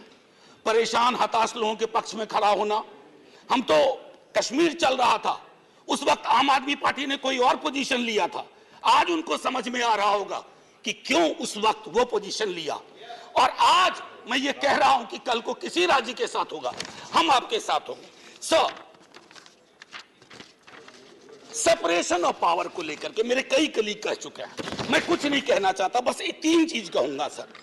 अगर ब्यूरोक्रेट्स मिनिस्टर को उत्तरदायी नहीं है सर, ये अराजकता को जन्म नहीं देगी क्या। मैं दिल्ली की जनता, अगर मैं दिल्ली सरकार हूं, मैं दिल्ली की जनता के लिए उत्तरदायी हूं। जैसे राघव कह रहे थे, अगर कोई विसंगति कहीं आती है, एलजी साहब के पास जाऊं सर, वो चुनाव जीते। हालांकि मैं जानता हूं कि इस देश में गवर्नर्स और लेफ्टिनेंट गवर्नर्स की भूमिका में विस्तार हो गया, अब तो वो राज्यों के नाम बदल दे रहे हैं। सर आपकी मुस्कुराहट इंगित कर रही है कुछ। मैं ये कहना चाह रहा था सर, और मैं समझता हूं कि ये बात मैं कह करके, और 239AA के बारे में जो बातें कही गई हैं मैं उसको दोहराना नहीं चाहता, सिर्फ मैं एक चीज पे आऊंगा, कोरम। सर ये कमाल का कोरम हुआ, 3 में से 2 होंगे। मुख्यमंत्री बेचारा चेयरमैन है, बहुत अच्छी बात कही उन्होंने, चेयरमैन विदाउट चेयर। मुख्यमंत्री चेयरमैन है, वो अगर 2 मिनट लेट भी पहुंचेंगे तो कोरम डिसाइड कर लेगा क्या करना है दिल्ली के लिए। Sir it is not quorum, it is actually an instrument to decimate the very idea of elected government. Sir sir continue हो जाइए। केशव राव जी की श्रेणी में 1.5-2 मिनट और ले लूंगा। सर एक सोल डिस्क्रिशन का मामला आया है, सोल डिस्क्रिशन, और ये मैं आग्रह करूंगा माननीय गृह मंत्री जी से, हमारी महामहिम राष्ट्रपति के लिए भी जो संदर्भ आते हैं ना, to aid and advice of the cabinet और द मिनिस्ट्री, सर उनका भी सोल डिस्क्रिशन नहीं होता है। ये तो एक तरह से मुझे सोललेस डिस्क्रिशन दिख रहा है, आत्मा विहीन डिस्क्रिशन। सर ये उसमें नहीं फिट बैठता है। सर एक और चीज, मैं अभी कल गूगल कर रहा था सर, फेडरलिज्म पर 2 बहुत महत्वपूर्ण कोट मिले इंटरेस्टिंग लोगों की, एक चंद्रबाबू नायडू जी का, एक नवीन पटनायक जी का। वो कोट मैं पढ़ना नहीं चाहता हूं, बस मैं बता देना चाहता हूं। आखिरी सर, ये पेशे नजर तमाम लोगों के जो कहते हैं, अपील करते हैं कि साहब मदद करो इस बिल पे, तो दुष्यंत जी कह के गए थे कि उनकी अपील है कि हम उनकी मदद करें, चाकू की पसलियों से गुजारिश तो देखिए। सर ये चाकू पसलियों से कह रही है हमारी मदद करो। सर ये आसान मामला नहीं है। जय हिंद सर, जय हिंद। करीम Bigash is speaking, sir. Bigash, I was given the name. Bigash Bhattacharya. He is speaking for CPIM. For CPIM, Bigash Bhattacharya is speaking. I have given the name. Bikas Bhattacharya.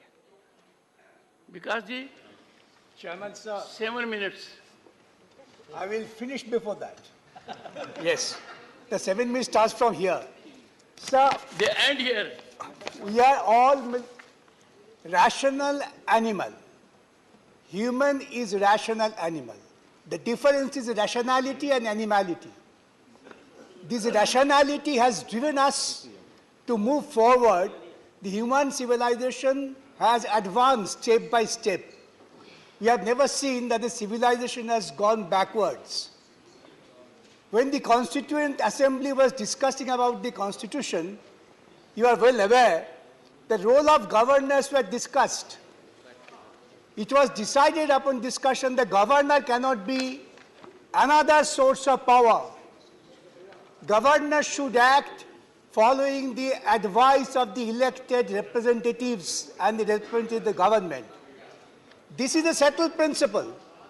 And on the basis we have advanced to a people's government where the governor was an ornamental constitutional head to keep liaison with the center.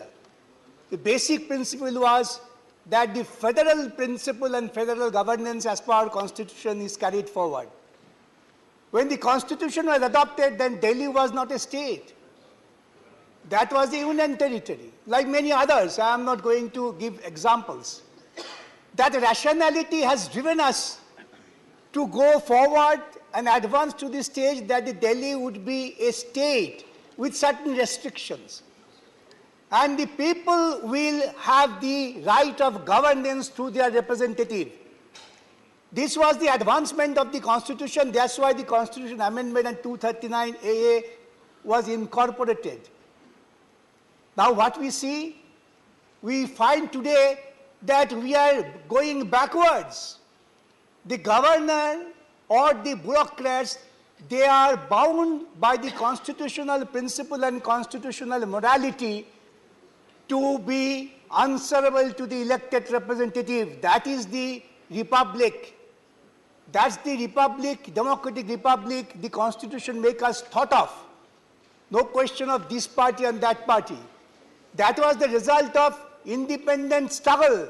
I know some people did not have the legacy of independent struggle. They might have a different outlook, different thought.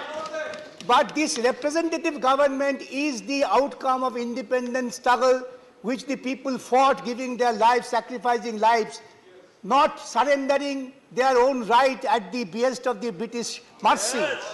Now this, and what this rule is, what this bill for? Bill is sought to replace the ordinance. Why the ordinance came for? Let us analyze stage by stage. I am not going to have a quarrel with this party or that party. The House is for discussion of the constitutionality of this bill. Nobody questions the power of Parliament. Having power is one thing, but exercise of power is wisdom. Unless you have the wisdom The power gives you absolutely autocratic authority, which is against the basic principle of our constitution. Sir, have you noticed you were the governor and you felt that in spite of the best of your desire, you have to be bounded by the aid and advice of the government. That was your practically frustration, that without the aid and advice of the government, I cannot do anything. Because the constitution thought of, again I repeat, the representation of the people. People is the last word. They have chosen, might be XYZ to your liking or not liking. In the Delhi bill, have you seen? I have never seen. The Constitution of India, the Supreme Court had said, even the President of India doesn't have unguided discretion. And here, by a law, Parliament will say, you have a sole discretion. Would the Parliament invite the autocracy?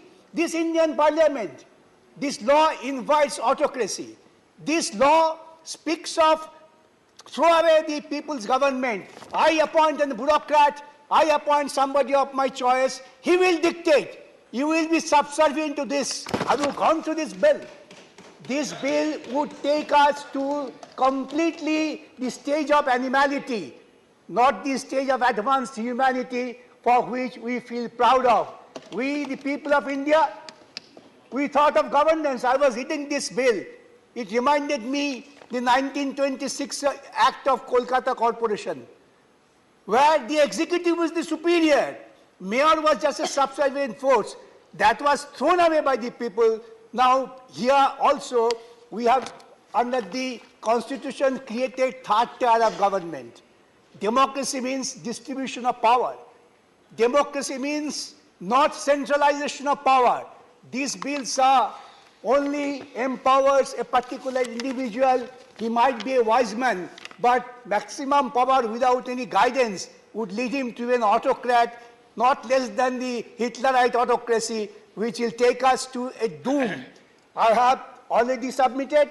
Here, everybody has said, the chief minister is nothing but a puppet. Puppet of whom? The bureaucrats. Bureaucrats will dictate and chief ministers to follow. Is this the way you respect the constitutional principle and morality? Here the bill says, and in fact, this bill is total amber, reading through the clauses, abdication of the governance by the people's representative. I would request all, don't be guided by your petty political feeling. This will lead to a situation, tomorrow I will say, the Orissa government, Orissa chief minister has to be subservient to the governor, I pass rule. What would you do? The home minister's praise in the meeting would not give you result. They will say there is a precedent. Parliament has passed such a law. Lord, you have already given me a caution. I said I will finish within the time. I'll finish with the appeal to everybody, even to the Treasury bench. Don't be trapped with such a bill which ultimately will kill you. Don't make the democracy absolutely a farce. Let the representative government survive and the principle be extolled by the constitutional principles. With this, I appeal to you, reject this bill. I appeal to you to all, reject this bill. Thank you. Very good. Shri Anil Prasad Hegde, 7 minutes. 1 second. I'd like to say, there are a couple of references that have been made to Honorable Chief Minister Shri Naveen Patnaik ji. He is not a member of the House. So any remarks thereof may be kindly examined and dispensed. One, sir. Sir, I'm not done. The second is a reference. The second, sir, I'm not yielding. I'm not yielding, sir. The second is with reference to the Odisha government, sir, as well. We are open to discussions on that. We can talk about 239 AA and why it only serves the Delhi government, because Delhi has a special place, is sui generis, which has been provided by Supreme Court. Therefore, to talk about any other government is not appropriate. The same may kindly be examined, sir. I will examine and Sir, take a call. thank you. Shri Anil Prasad Hegde, 7 minutes. Thank you, Chairman. 7 minutes. 7 minutes. Thank you, Chairman. I am rising on behalf of my party. When there was a time for you to say so, Mr. Siva, you did not say so. and now you are saying so. I pleaded with everyone to say so. Mr. Aagey, 7 minutes. I'll take care of it. Thank you, Chairman. I'm rising on behalf of my party to strongly oppose this bill. At the outset, I want to make it clear that this bill, which seeks to ratify an ordinance, has dealt a severe blow to democracy and cooperative federalism. Sir, the union government is usurping the powers of the state by blatantly bulldozing through laws on subjects in state list.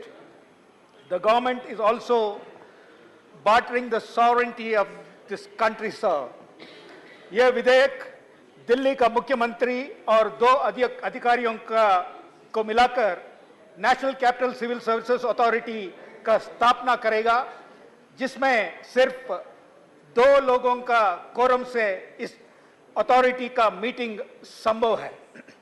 इसका मतलब दिल्ली का चुनी हुई सरकार को काम करने, निर्णय लेने के लिए दिल्ली के लोगों ने जो अधिकार दिया है, इस अधिकार को 2 अधिकारी लोग एलजी का सहमति से छीन लेंगे।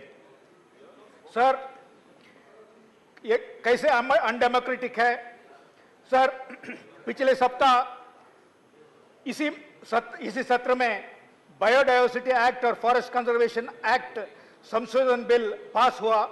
ये बायोपायरेसी को बढ़ावा देगा। बायोडायवर्सिटी एक्ट में जेपीसी द्वारा किया गया 21 रिकमेंडेशंस में से 20 को दरकिनार करके पास किया गया है। Sir, forest conservation act is opening up precious forest resources to the exploitation of private companies. To illustrate my point on sovereignty, sir, पर्यावरण कानून उल्लंघन के लिए जो जुर्माना होता था, इसको समाप्त करने के लिए एक लंबे अरसे से अमेरिका को एनवायरमेंट प्रोटेक्शन एजेंसी और बहुराष्ट्रीय कंपनियों का मांगता बिल पर ये बोल रहा हूं, जिसके बारे में मेरे पास प्रमाण है। पिछले सप्ताह यहां पर बायोडायवर्सिटी संशोधन बिल पास करके उन लोगों को उनका मांग को पूरा किया गया। सर, ये दिल्ली के बारे में ही बोल रहा हूं। जैसे कैसे अनडेमोक्रेटिक है मैं बोल रहा हूं। विडंबना है यह है बिल। सर, पिछले 3 महीनों से मणिपुर में लगातार सामुदायिक हिंसा चल रहा है। इस संदर्भ में सर्वोच्च न्यायालय ने कॉन्स्टिट्यूशनल मशीनरी संपूर्ण ब्रेकडाउन बता रहा है। मणिपुर के मुख्यमंत्री को बदलने के बजाय दिल्ली में जहां पर सब कुछ ठीक है, यहां पर का कॉन्स्टिट्यूशनल मशीनरी में संशोधन लाना विडंबना है। ऑनरेबल मेंबर, बोलिए। मैंने बताया sir, state list. One second. You are a senior person, sir, knowledgeable person, sir. You have to confine to the issue at hand. I was talking how this is undemocratic. I was saying to drive home my point, that how the bill is undemocratic. I was giving an example, Confine. मैंने बताया sir, यह bill state list में राज्य का अधिकार को छीना जा रहा है। सर, कृषि स्टेट लिस्ट में है। सर, उदाहरण के लिए मेरे दल के मुख्यमंत्री नीतीश कुमार और दिल्ली के आम आदमी का सरकार जीएम मस्टर्ड और जीएम क्रॉप्स का विरोध किया है, जैव परिवर्तित फसल को। लेकिन पहली बार खाद्य क्षेत्र में जीएम फूड क्रॉप्स में दिल्ली यूनिवर्सिटी का DMH11 जीएम मस्टर्ड को 25 अक्टूबर 23 को केंद्र सरकार अप्रूवल दिया है। विदेशी कंपनियों को खाद्य क्षेत्र में जैव परिवर्तित फसलों को लाने के लिए दिल्ली यूनिवर्सिटी ट्रोजन हॉर्स बन के रास्ता साफ किया है। Sir, Go ahead. बोलो। सर,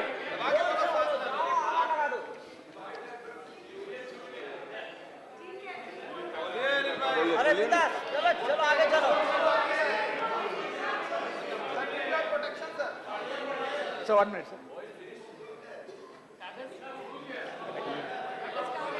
सर, मैं जो आपको अभी सॉवरेनिटी के बारे में मैंने बताया, उसका एक मैंने आपको पढ़ के बताता हूँ एक line.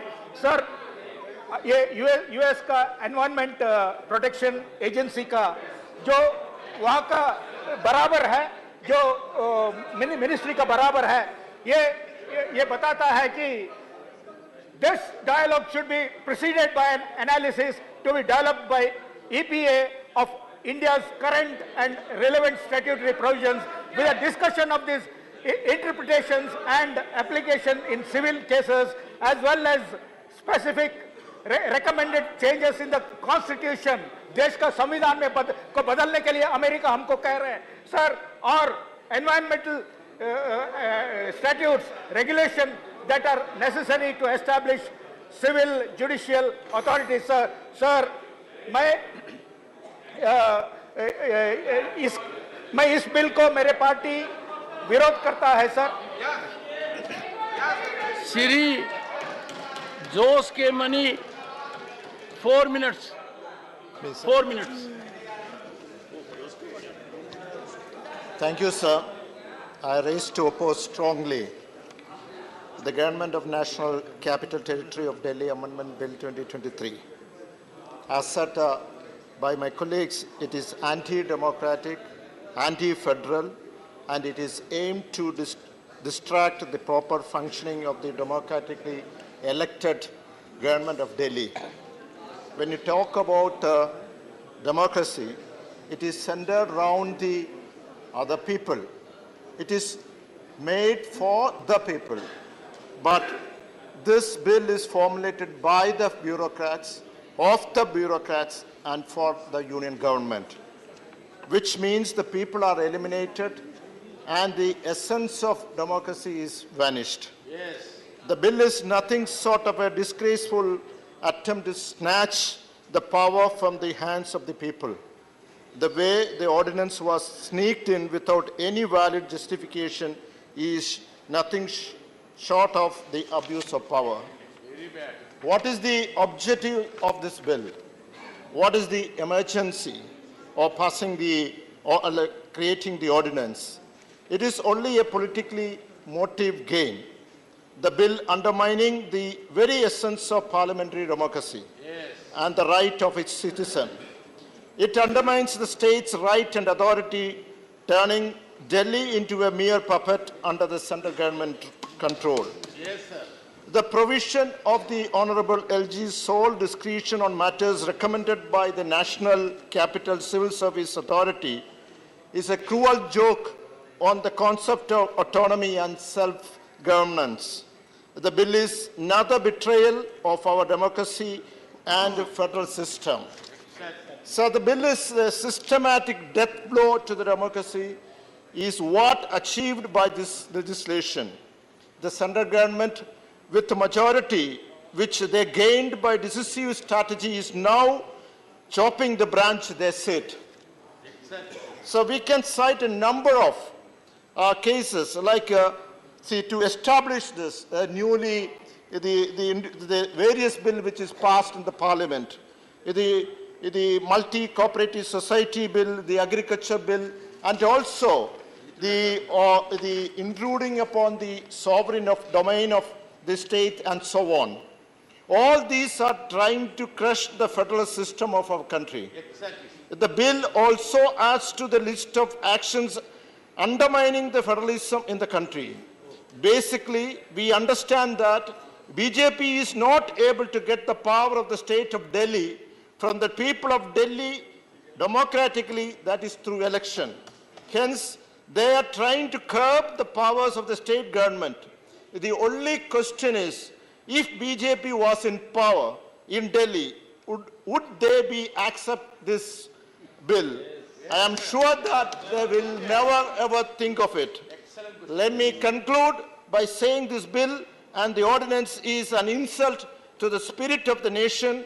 This legislation I will vehemently oppose until justice prevails. Thank you. Shri Abdul Wahab, 4 minutes. Shri Abdul Wahab.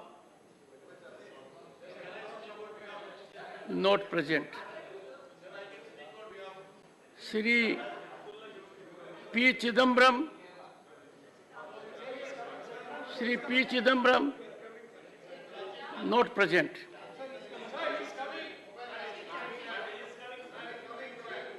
Shri Mahesh Jethmalani,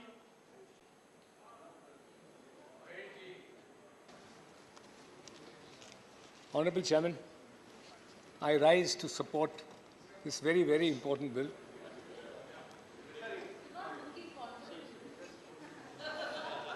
I'm not in court and I'm surrounded by you. Can I persuade you to yield in favor of Mr. Chidambaram? Ah, yes, of course. I was actually supposed to speak after him. No. Call has been taken by the chair. Shri P. Chidambaram, I'm just looking for the time. 9 minutes. Sir. There is a request from your party. 15 minutes. All right. Sir, my good friend Dr. Abhishek Singhvi has marshaled the legal arguments and placed the facts before this House and appeal to them, appeal to the House and appeal to the Treasury benches not to proceed with this bill because this bill is unconstitutional.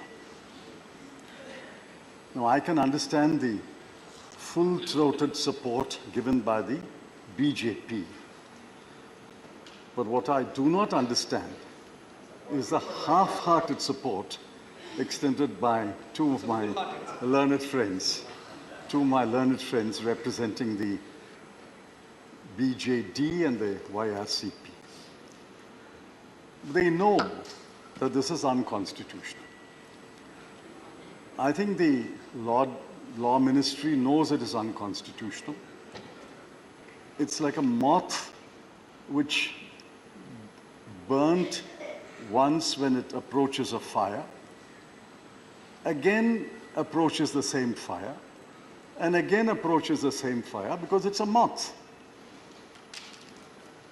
Now, this government tried it once, it failed. It tried it a second time, it failed. And you're trying it a third time. I wish you what you will get, a spectacular failure when this bill is taken up to this. Be that as it may. I'm not getting into the legal arguments because we are not a court of law, nor, I'm sure, anyone in the chair wants to be a judge. We are the Council of States. We are duty-bound to protect the rights of states, rights of union territory.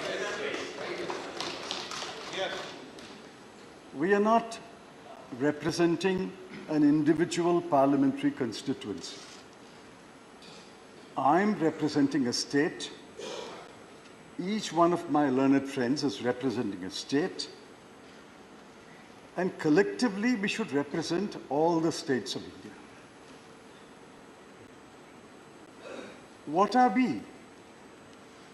Are we a union of states?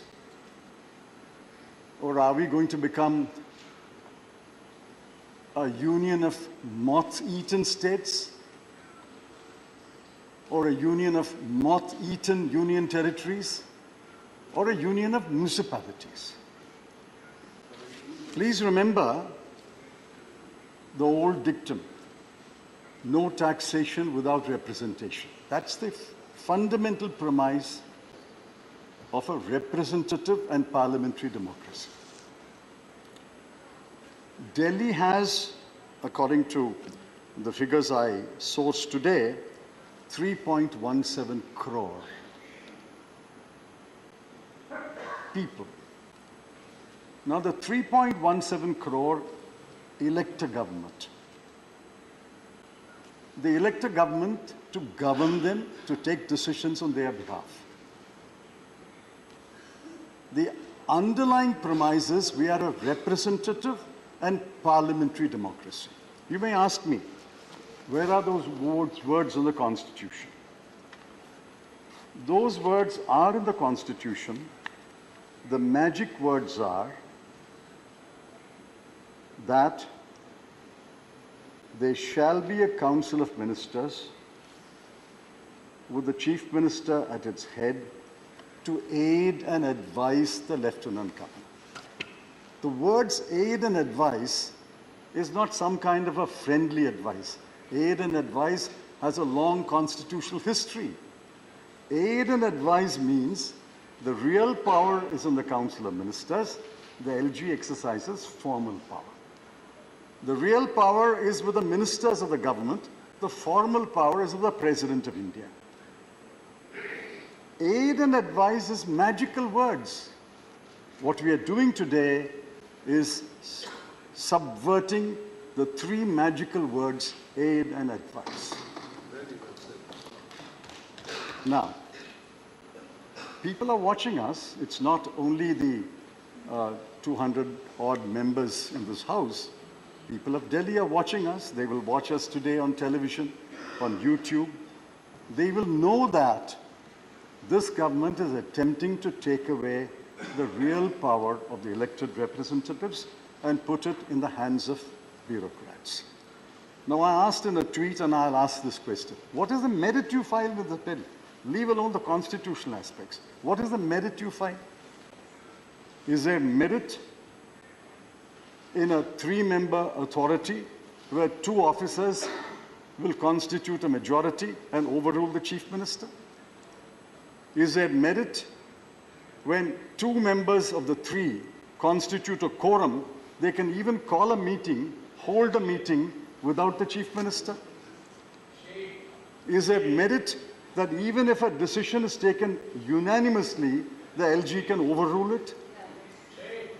Is there merit that the member secretary, who is the principal secretary of Home, will convene a meeting with or without the chief minister? What is the merit? What is the merit? I heard you on television. I heard the honorable member on television. I didn't find you mention any merit in any clause of this bill. I heard you also. And I was even more disappointed.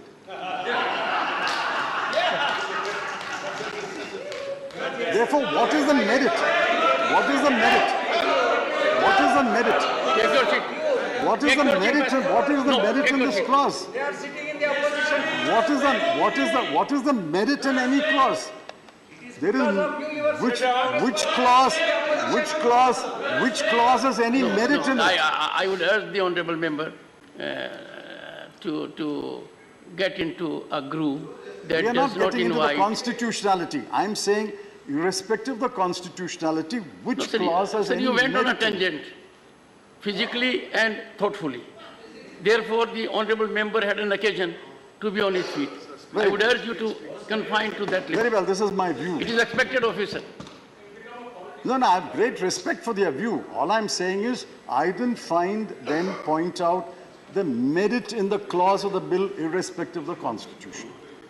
So we have a bill today, which the government thinks is the model for Delhi. They had invented a model for Jammu and Kashmir, and that is in court today. Please remember, we always talk about breakdown of the Constitution of India, breakdown of constitutional governance.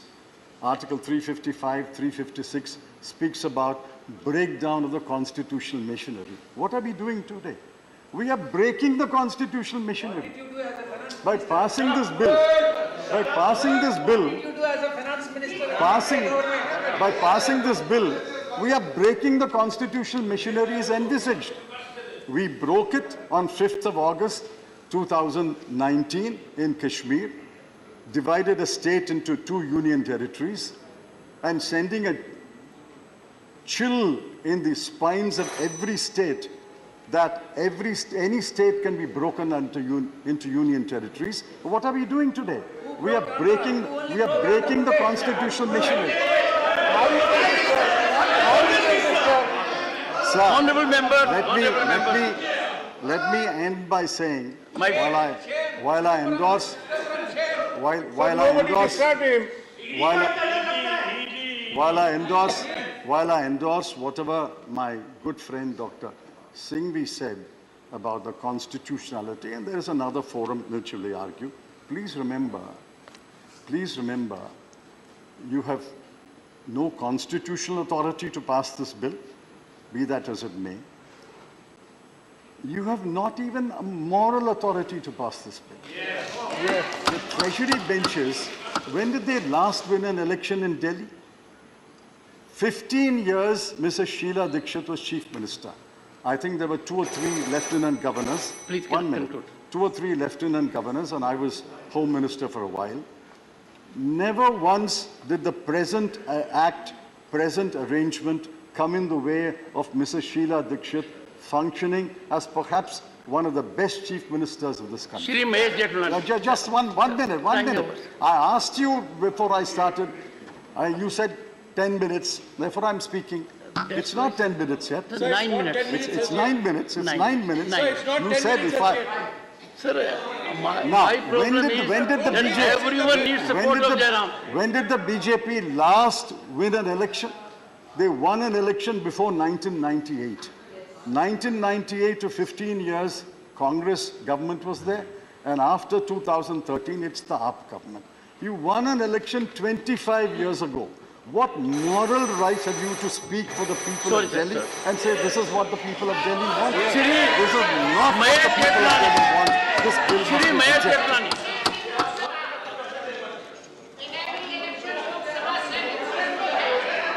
Shri Mahesh Jethmalani.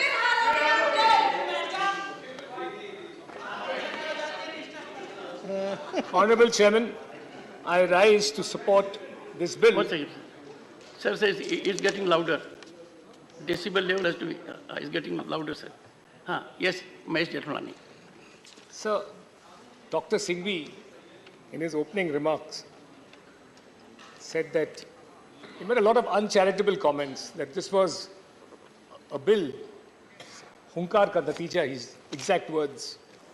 He also said that we were Alice in Wonderland, constitutional arrogance. All these words were used, but I found very little in his speech regarding the legality or the constitutionality of this bill. I reminded about your Lordship, my Honorable Chairman. Very difficult to wear 2 hats on the same day. Honorable Chairman will recall, with all his eminence at the bar, there's an old saying, you are the 3rd senior advocate. Yes. I am listening for the day. And trust me, I will go home and read every word of each of you have said and privately get back to you. It will be a deja vu moment for you. Anyways, we used to have an old saying in court that when a lawyer is strong on the law, he hammers the law. When he's strong on facts, he hammers the facts. When he's strong on neither, he hammers his opponents. A lot of that has happened today. So I'll come to as Mr. Chidambaram has said that he'll not deal with the law in this matter. I don't blame him. For some time now, he's forgotten about law and compliance. So I don't blame him. Now, sir, let's come to the constitutionality of this bill. So the constitutionality of this bill is to be found in the Constitution itself. And that is 239AA. And I'll just read one provision. It may be a little pedantic for most people, but I'll just read. After all, sir, the Union Territory of Delhi is sui generis. The Supreme Court has said so in the 2023 May judgment. But when it said it was sui generis, which means unique, it meant that it was a sui generis union territory because it was the only union territory which had the privilege of having both a state legislature and a council of ministers. It is not a full-fledged state. That may be unfortunate. It is a sui generis, i.e. an escalated union territory with more powers than other union territories. Now, the provisions of the Constitution reflect that. If I may just read one article or one sub-article, 3B. Nothing in subclause A, which is the powers of the Union Territory of Delhi to legislate. It says, nothing in subclause A shall derogate, which means depart from, the powers of Parliament under this Constitution to make laws with respect to any matter for a Union Territory or any part thereof. Now, look, this is wide. Sir, this is wide. This is widespread. This is all-encompassing. It covers union list, state list, concurrent list. The union government can make powers, notwithstanding that there's a vacuum, on any matter in any of the three lists. So the ultimate power of the Union Territory of Delhi still vests, notwithstanding the fact that it's a sui generis union territory, ultimate power vests in the union. That's point number one. Now, so what does the bill do? This really is a battle about control of services. It never arose in the past when Sheila Dikshit was the Chief Minister of Delhi, a reign which Mr. Chidambaram proudly flaunts.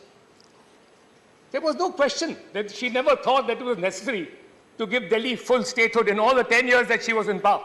She never gave Delhi full statehood. Apart from that, she never thought it was necessary to have a provision like this because since times immemorial, and particularly since 1991, when Delhi got that sui generis status through 239, ever since it got that, it was almost accepted. It became a matter of convention that the powers of control over the services would vest in the union. And it did in fact happen. That was because the seat of government is New Delhi, of the union government. Parliament is here. Foreign diplomats are here. Embassies are here. So the seat of power being in Delhi, control over services in Delhi vested in the union government, and it passed muster over successive administrations. It was never questioned. Now, what does this bill do?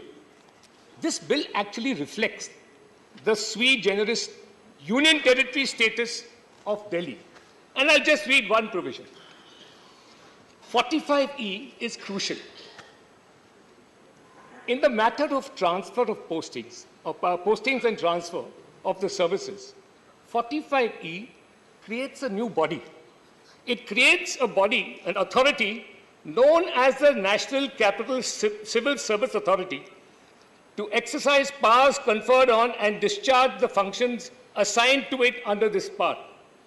Now, that body, the constitution of that body, reflects the sui generis nature of the Union Territory of Delhi, as also the fact that the ultimate control rests in the union government.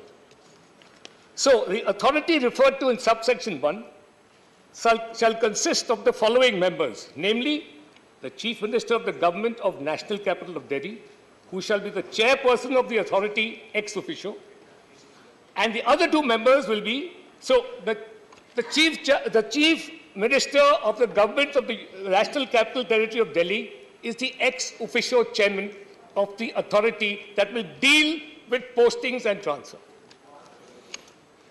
The Chief Secretary of the Government of National Capital Territory of Delhi member will be ex officio, and the Principal Home Secretary, Government of National Capital Territory of Delhi, will be the member secretary to the authority. So, the three-member authority will consist of the Chief Minister and two high-ranking bureaucrats from the center. This authority fully reflects the nature of the relationship between the Union Territory of Delhi and the Union government. This is reflective of that.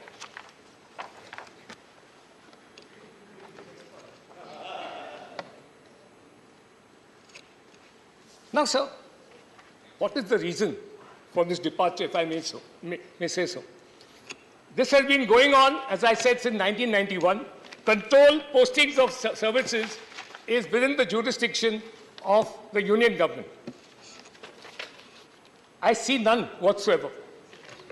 The only change of circumstances that seems to have taken place, if I may use an analogy from cricket, with the respective parties who are chiefly concerned with this change, AAP, Congress, and the BJP, is that the Congress, who never had any problem with this issue about control of services, has now, like a batsman who has lost form and hasn't scored a half century for 10 years, is now seeking an alliance so that it can inch towards its first 50. The AAP is like a cricket team whose captain has been caught ball tampering. A vigilance report exists, and suddenly they want to become vigilant about the vigilance report. The BJP's present government is the third umpire. We want to stop this nefarious practice. A convention, a wholesome convention for better administration and for effective administration of the Union Territory of Delhi by the Union government now needs to be made into law, lest people subvert the services and hide their corruption. I wholeheartedly and with all the vigor at my command support this. Thank you, Chairman. Shri Abdul Wahab, 4 minutes. 4 minutes. Yeah, 4 minutes more for me. Respected Chairman Saab and my colleagues are telling more about this Delhi bill. I don't have much to add to that one. My only wish is, this is only for 8 months business. Next government is of India. So everything what is happening here will negate. And Amit Shah ji thinking that he will be always the Home Minister only. He don't want to be Prime Minister also. So the next Prime Minister already announced, third term I am the Prime Minister. Modi ji was already told. So what is the need of this bill, thinking that I will be always Home Minister? So my request is to take this bill, and anyway it is going to be negated by the next government of us. It is for sure. Yes. So India will be ruling, all this will be null and void.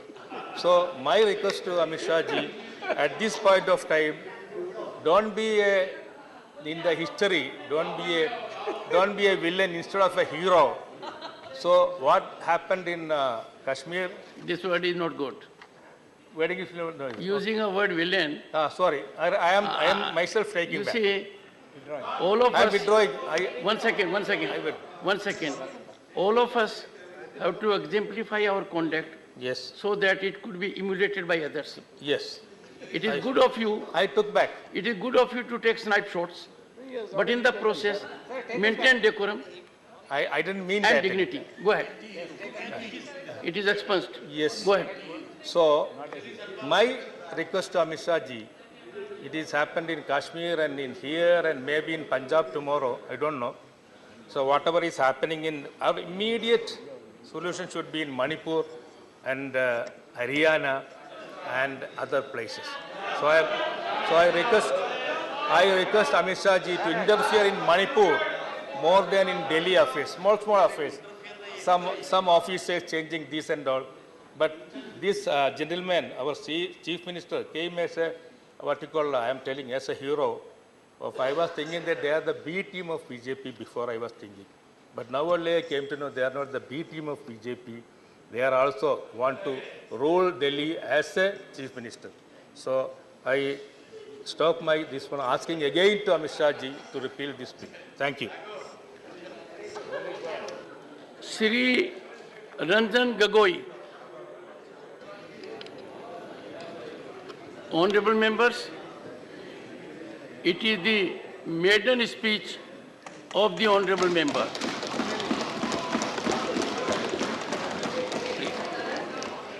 I thank the Chairman, sir, for the opportunity. It's a great day. A maiden speech on a subject that is very dear to my heart and a subject that can be as related to law as possible.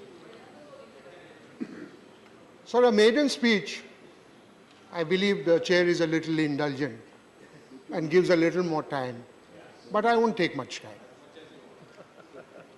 A maiden speech also has the protection of the House. It is freedom of speech in an absolute form. The member has a right to say on the first day whatever he wants. So, I would confine myself to the legality of the proposed legislation. And I will address the House and the Chair, of course, from three standpoints: sub judice, overreaching the Supreme Court's order, and the constitutional validity. So there is some faint voice about impropriety, sub judice.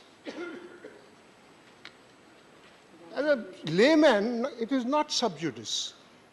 What is pending before the Supreme Court is the validity of the ordinance. What the House is debating is on the validity of a law. Please. Would you please take your seat? No. Absolutely no. No. No. Don't force me. The House was going well.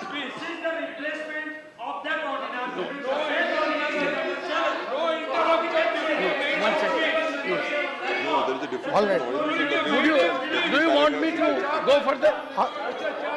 Please take your seat. Mr. Chairman, sir. I will not allow. This is not good. Mr. No one Chairman, was sir. interrupted. You suddenly rise. The House is getting enlightened. Trust me. Mark every word. The House is getting enlightened, as was enlightened by others also. Please go ahead, sir. Mr. Chairman, sir. What is pending before the Supreme Court is the validity of the ordinance, and specifically two questions referred to the Constitution bench. That has nothing to do with what is being debated in the House, number one. Number two, this is for all the members of the House, and it has some importance so far as the relation between the judiciary and the executive is concerned. I would request all the members of the House to have a relook at Articles 105, 121, and 122. There is absolute freedom of speech in Parliament, and whatever a member says in Parliament cannot be questioned in a court of law. I do not find a similar constitutional provision restricting the debates in courts. What the courts cannot do under 121 is question the conduct of a judge in relation to a pending matter. The restriction that the House imposes on its own speech is self-imposed by the rules. And what do the rules provide? Mr. Chairman, sir, the rule says a member shall not discuss a matter of fact which is a court pending before a court of law. It's not a matter of fact that is what is being debated. It's a question of law. It is not even an interpretation of law. It's on a debate on law. Now, Mr. Chairman, sir, so where as sub judice is concerned, the bill takes away 3A from the ordinance. To my mind, it's a perception, I may be wrong. To my mind, when 3A has been taken out of the ordinance and it is not there in the bill, the questions referred to the Constitution bench stands self-answered. Because if you read the order of the Supreme Court referring the matter to the Constitution bench, a copy of which I have got and I have read, my view is that the entire reference has been necessitated by the provision of 3A of the ordinance, which no longer exists. Therefore, it is the prerogative, the right of the members of the House to debate. The question of sub judice doesn't come in. So far as overreaching or outreaching the order of the court, Supreme Court is concerned, very shortly put, the position in my perception is this. The state legislature makes laws for the states, the parliament makes laws for the union territories. For the National Capital Region of Delhi, which has a special status, the state legislature or the legislature of Delhi makes the laws on the state subjects, except 3. But as Mr. Jethmalani read out, by virtue of 239 3B, Parliament has a power to frame laws beyond these 3. And that is exactly what the bill is seeking to do. Therefore, there is no question of overreaching. And what has the Supreme Court repeatedly said? Paragraph 164, 2 conclusions. These are the 2 conclusions. May I read out these 2 conclusions?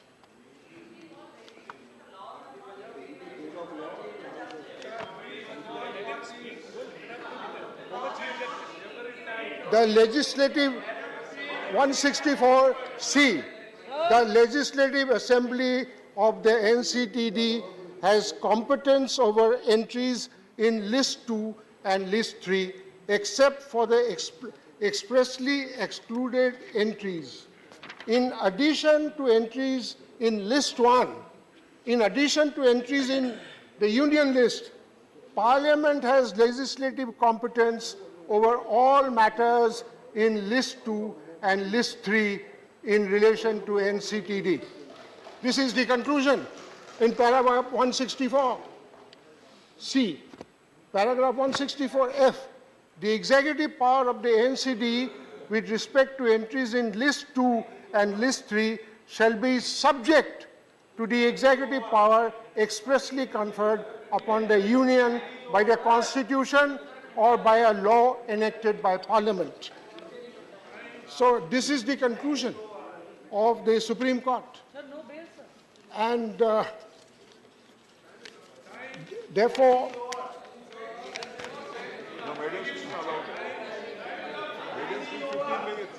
now,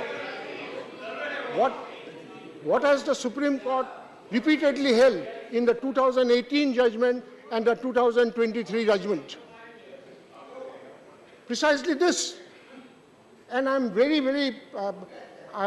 grateful for the fairness shown by the first speaker, Dr. Singhvi. If I'm not mistaken, what Dr. Singhvi said, the power of Parliament is not in dispute. He said it very fairly. The power of the legislative competence of Parliament is not in dispute. Then why would this law be bad? This law would be bad if it violates the fundamental rights, number 1. Number 2, if it violates any other provision of the Constitution, and if it violates the basic structure of the Constitution. Right. Honorable members, yes. I don't have to remind honorable members, it's a maiden speech. Yes, please. And the honorable member is making his point very rationally. Sir, it is one point of view. I I will take. Well, the chair has taken a call. I will take 2 And minutes. bear with it. Sorry. You have 15 minutes. You have 15 minutes. Should we? So far as One second. fundamental Honorable right is member, concerned. Honorable member, one second. far- One second. Yes. This House should not set an example that an honorable member with huge experience in his matter is making a point. And every time you rise and tell me time is over. It is my authority on a maiden speech. Sorry. Honorable members, I have given adequate time to every member on the maiden speech. Yes. And I had every time pleaded with you to show respect.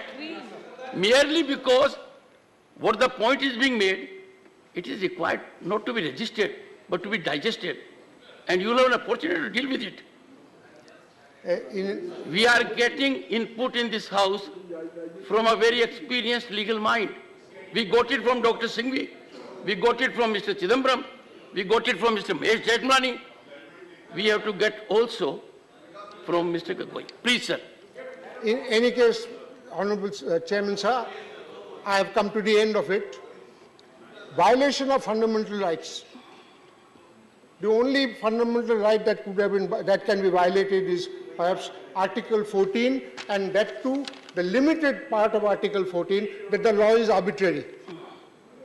Is this law arbitrary? This doesn't appear to be so. The law may not be to my liking. That does not make it arbitrary. Absolutely. Next, does it violate the basic feature of the Constitution? Sir, I have to say something about the basic feature. Please. There's a book by Mr. Andarajuna. Yes, yes. The former Solicitor General, on the Keshavananda Bharti case. Yes. Having read the book, my view is that the doctrine of basic structure of the Constitution has a very debatable jurisprudential basis. I would not say anything more than this. I wouldn't say anything more. The doctrine of basic structure has a very debatable jurisprudential basis. In any case, Honorable Chairman, sir, what the bill provides is diluted form of what federalism, because it's a union territory, not a full-fledged state. Therefore, what you have is a diluted form, a asymmetrical form of federalism. And the third thing is, does it violate any other part of the Constitution? The Supreme Court mentioned about triple autonomy. What you have under the bill is a modified form of triple autonomy. The bureaucrat is responsible to a lieutenant governor, who is responsible to the Home Ministry, who is responsible to the House. You have a modified form. If you want a full-fledged federalism, which today is a basic feature, though I have my own perceptions there, you can go for an amendment, for a constitutional amendment, and make Delhi a full-fledged state. Now, the most important thing, Chairman Sir, is Article 239AA, starting from 1 to 7, is not under challenge before the Supreme Court. Challenge it. That is not under challenge. Therefore, in my respectful submission, my contention, the bill is perfectly legitimately valid. But I fully support Mr. Vikas Bhattacharya, who has been a very close associate of mine. What is permissible need not necessarily be right. In the House today, parliamentary democracy compels members to vote according to party dictates. Fine, I cannot quarrel with that. It's a small section of people to whom you appeal to their conscience. To me, the bill is correct, right. My conscience tells me to do something, I'll do it. But if somebody disagrees, his conscience must be left free. Thank you. I am honored. I'm privileged. Well, we have one thing in common. Dr. Vikas Bhattacharya is also my good friend and known to me for long. And I remember when he was mayor of Kolkata Municipal Corporation. Dr. Fozia Khan. Thank you very much, sir. Sir, I wish to express my profound concerns and my vehement opposition to the bill, sir.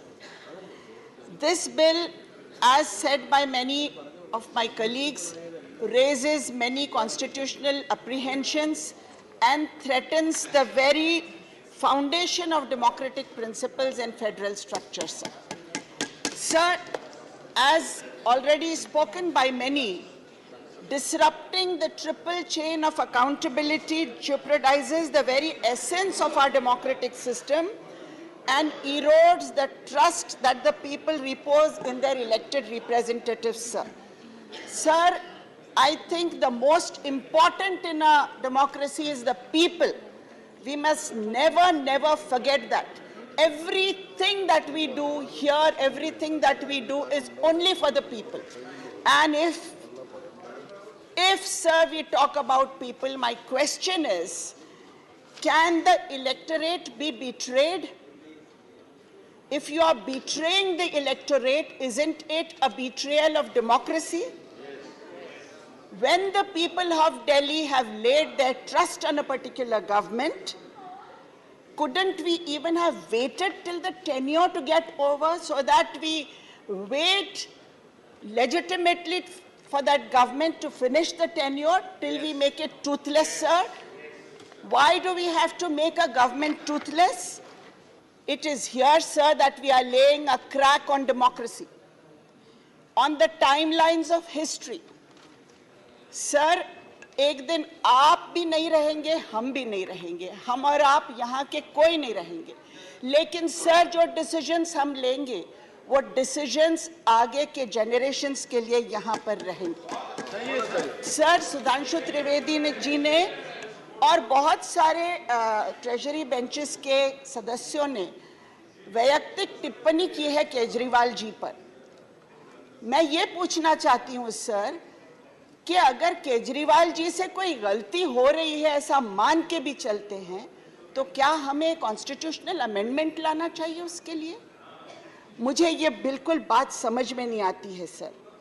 Parliament does have the power to make law. I agree with it, sir. We are not disputing that.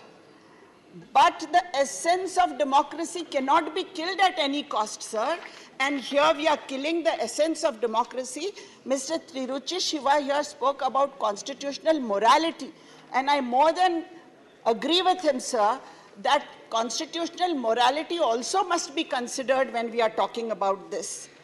And that if we agree that this is a union territory, why do we have an assembly at all? Let us dissolve this assembly and finish it and make a proper union territory. If it is a union territory, Delhi has a special status, so we must not forget that. And if you have a special status, although we have the right to make a law here, sir, we have to see that the essence of democracy is protected. Sir, here in this parliament, we speak about the nation. When a government...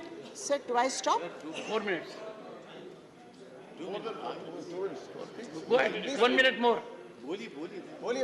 So if a government comes to... If it is elected The government gains many things, sir. It gains decision making, it gains power. Power के साथ police है sir, power के साथ CBI है, power के साथ ED है, power के साथ इनकम टैक्स डिपार्टमेंट है, पावर के साथ मीडिया है. लेकिन sir, it loses one thing. We must not forget that the government loses one thing when it comes to power, and that is, sir, whataboutery. Correct, sir. Whataboutery is one thing that is the right and the duty of the opposition. But here what we see is, we are always talking about what about this. The moment the opposition says what about this, an answer comes from there, what about that. What about here? Somebody says what about there. Sir, this is not the right of the government here. It is the responsibility of the opposition. Thank you, sir. Sri Sant, 4 minutes. सिर्फ 4 minutes. Only 4 minutes. ऐसा कैसा चलेगा? मेरा भी maiden speech है. देखिए संजय जी, संजय जी, ये चीजें स्ट्रेंथ से डिटरमिन होती हैं, लंबे समय से हो रही हैं. Sir, 4 minutes. सर, मैं इस बिल के लीगल एस्पेक्ट में नहीं जाना चाहता हूं. चिदम्बरम साहब, डॉक्टर सिंघवी, देश के पूर्व मुख्य न्यायाधीश, सभी ने इस बारे में बात किया है. लेकिन मैं इतना ही कहूंगा कि आप एक बहुत ही खतरनाक बिल लेकर आए और इस बिल को विरोध करने के लिए मैं खड़ा हूं.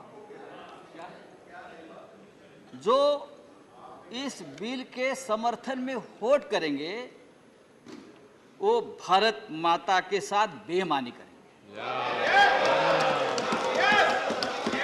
इंडिया के साथ बेईमानी करेंगे. ये देश का जो फेडरल स्ट्रक्चर है, ये फेडरल स्ट्रक्चर पर सीधा हमला है, लोकतंत्र की हत्या है. देखो 4 मिनट है, मुझे 2 मिनट काफी है, तो ज्यादा आवाज मत वहां से करिए. एक चुनी हुई सरकार दिल्ली में है, विधानसभा है, असेंबली है. सरकार, लोगों ने दिल्ली के चीफ सेक्रेटरी को वोट नहीं दिए हैं, एलजी को वोट नहीं दिया है. एलजी नहीं जाता वोट मांगने को, वोट मांगता है केजरीवाल या कोई मुख्यमंत्री या कोई सरकार, कोई नेता. हाँ, आप 5 बार चुनाव हार गए, 6 बार चुनाव हार गए. आज भी दिल्ली के विधानसभा में आपके 5 विधायक नहीं है, और इसलिए आप दिल्ली विधानसभा हो, चाहे महाराष्ट्र हो, चाहे पश्चिम बंगाल हो, चाहे तमिलनाडु हो, आप कब्जा लेने चाहते हैं. सरकारें कौन चलाएगा? हम लोकतंत्र की बात अगर करेंगे, मैं वहां की बहुत से लोगों के मेरे मित्र हैं, भाषण सुन रहा था. मुझे लगा आपको पुराने दिन याद आएंगे, जब लोकतंत्र के बारे में बड़ी-बड़ी बातें आप कर रहे थे, लेकिन आपके आंखों में मुझे कोई लज्जा नहीं दिखी. मुझे 2 पंक्तियां याद आई गोपाल दास नीरज की. मत पूछो कि इस दौर में क्या क्या नहीं बिका. आपने तो सब कुछ बिक दिया है, पब्लिक सेक्टर से लेकर लोकतंत्र तक, विधायक, सांसद, सरकारें.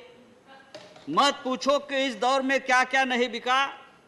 आपके आंखों की शर्म तक आपने बेची है.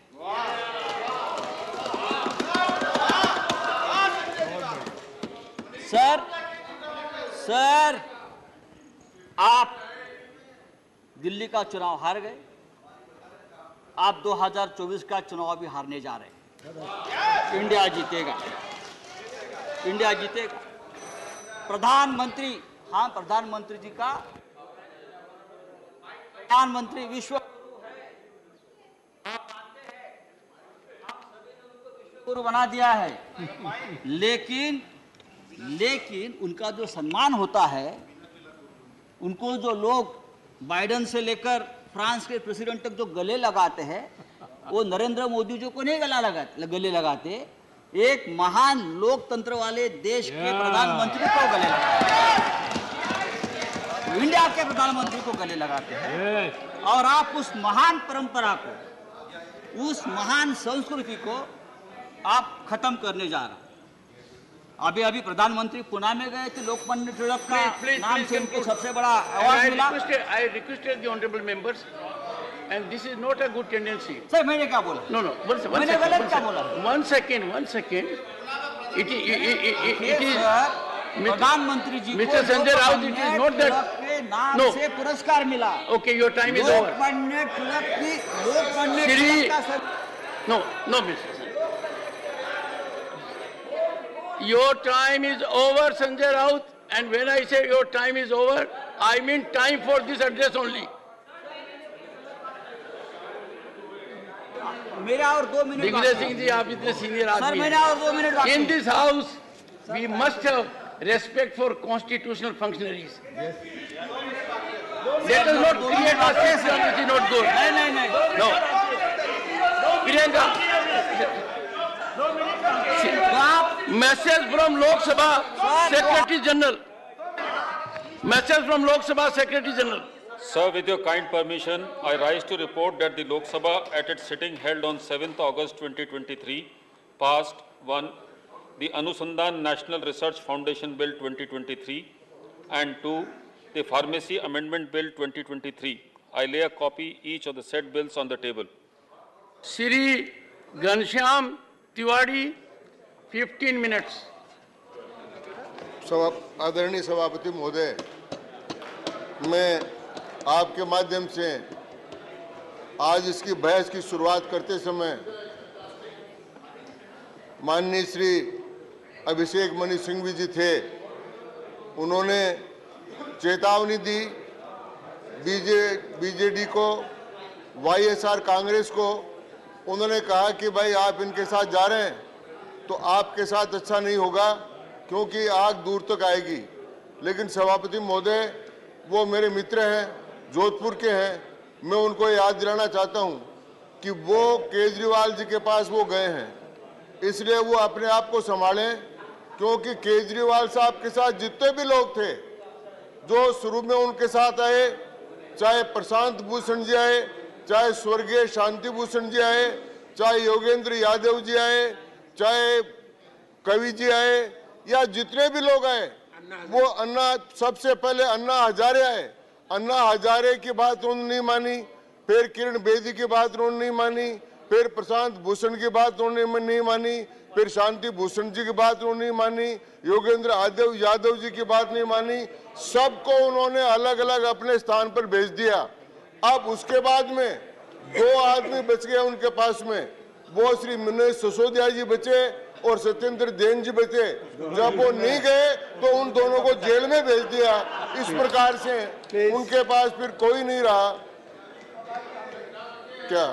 कोई नहीं रहा। इसलिए अब अगर कोई खतरा है तो खतरा कांग्रेस पार्टी को है, और कांग्रेस पार्टी उनसे सावधान रहे। और जहां तक ये कांग्रेस पार्टी का और आप पार्टी का साथ आने का सवाल है, सभापति महोदय, ये तो मुद्दा मैरिज है। ये तो कॉन्ट्रैक्ट हुआ था कि हमारा इस बिल में आप समर्थन करोगे तो हम आपके साथ आएंगे, और ये बिल लोकसभा में पास हो गया। अब ये राज्यसभा में पास होने वाला है। इसके बाद में ये मुद्दा मैरिज टूट जाएगी और ये केजरीवाल जी कांग्रेस के लिए सनीसर बनकर उनके सामने ही खड़े हो जाएंगे। इसलिए वाईएसआर कांग्रेस को या बीजू जनता दल को करने के बजाय कांग्रेस पार्टी स्वयं सोच ले कि उसका क्या हाल होने वाला है। दूसरी बात मैं कहना चाहता हूं सभापति महोदय, उन्होंने बार बार एक बात कही कि साहब नेहरू जी के समय बात हुई, ये बात हुई। मैं सबको याद दिलाना चाहता हूं कि माननीय गृह मंत्री जो अमित शाह जी हमारे हैं, उनकी एक आदत है, वो लंबे समय से जो काम चल के आता है और जो पूरा नहीं होता, विवाद में रहता है, उसको पूरा कर देते हैं। जैसे आर्टिकल 370 नेहरू जी के समय से चलाया था, पूरा नहीं हुआ, इन्हीं सदनों में पास करके उन्होंने पारित कर दिया। वो पारित कराया, कराया सक्सेसफुली। और दूसरा, फिर इसी प्रकार से रामलला के राम जी के मंदिर के बारे में बोल रहे थे, वो भी इनके गृह मंत्री के काल में पूरा हुआ। और ये विवाद जो पंडित जवाहर, ये विवाद जो ये विवाद जो पंडित जवाहरलाल नेहरू के समय से चला रहा था दिल्ली के बारे में, फेजल कमेटी बन रही है और डॉक्टर पट्टाभी सीतारामैया की कमेटी बन रही है, बाल कृष्ण की कमेटी बन रही है और कई प्रकार से नगर परिषद बन रही है, नगर निगम बन रही है, मेट्रोपॉलिटन काउंसिल बन रही है।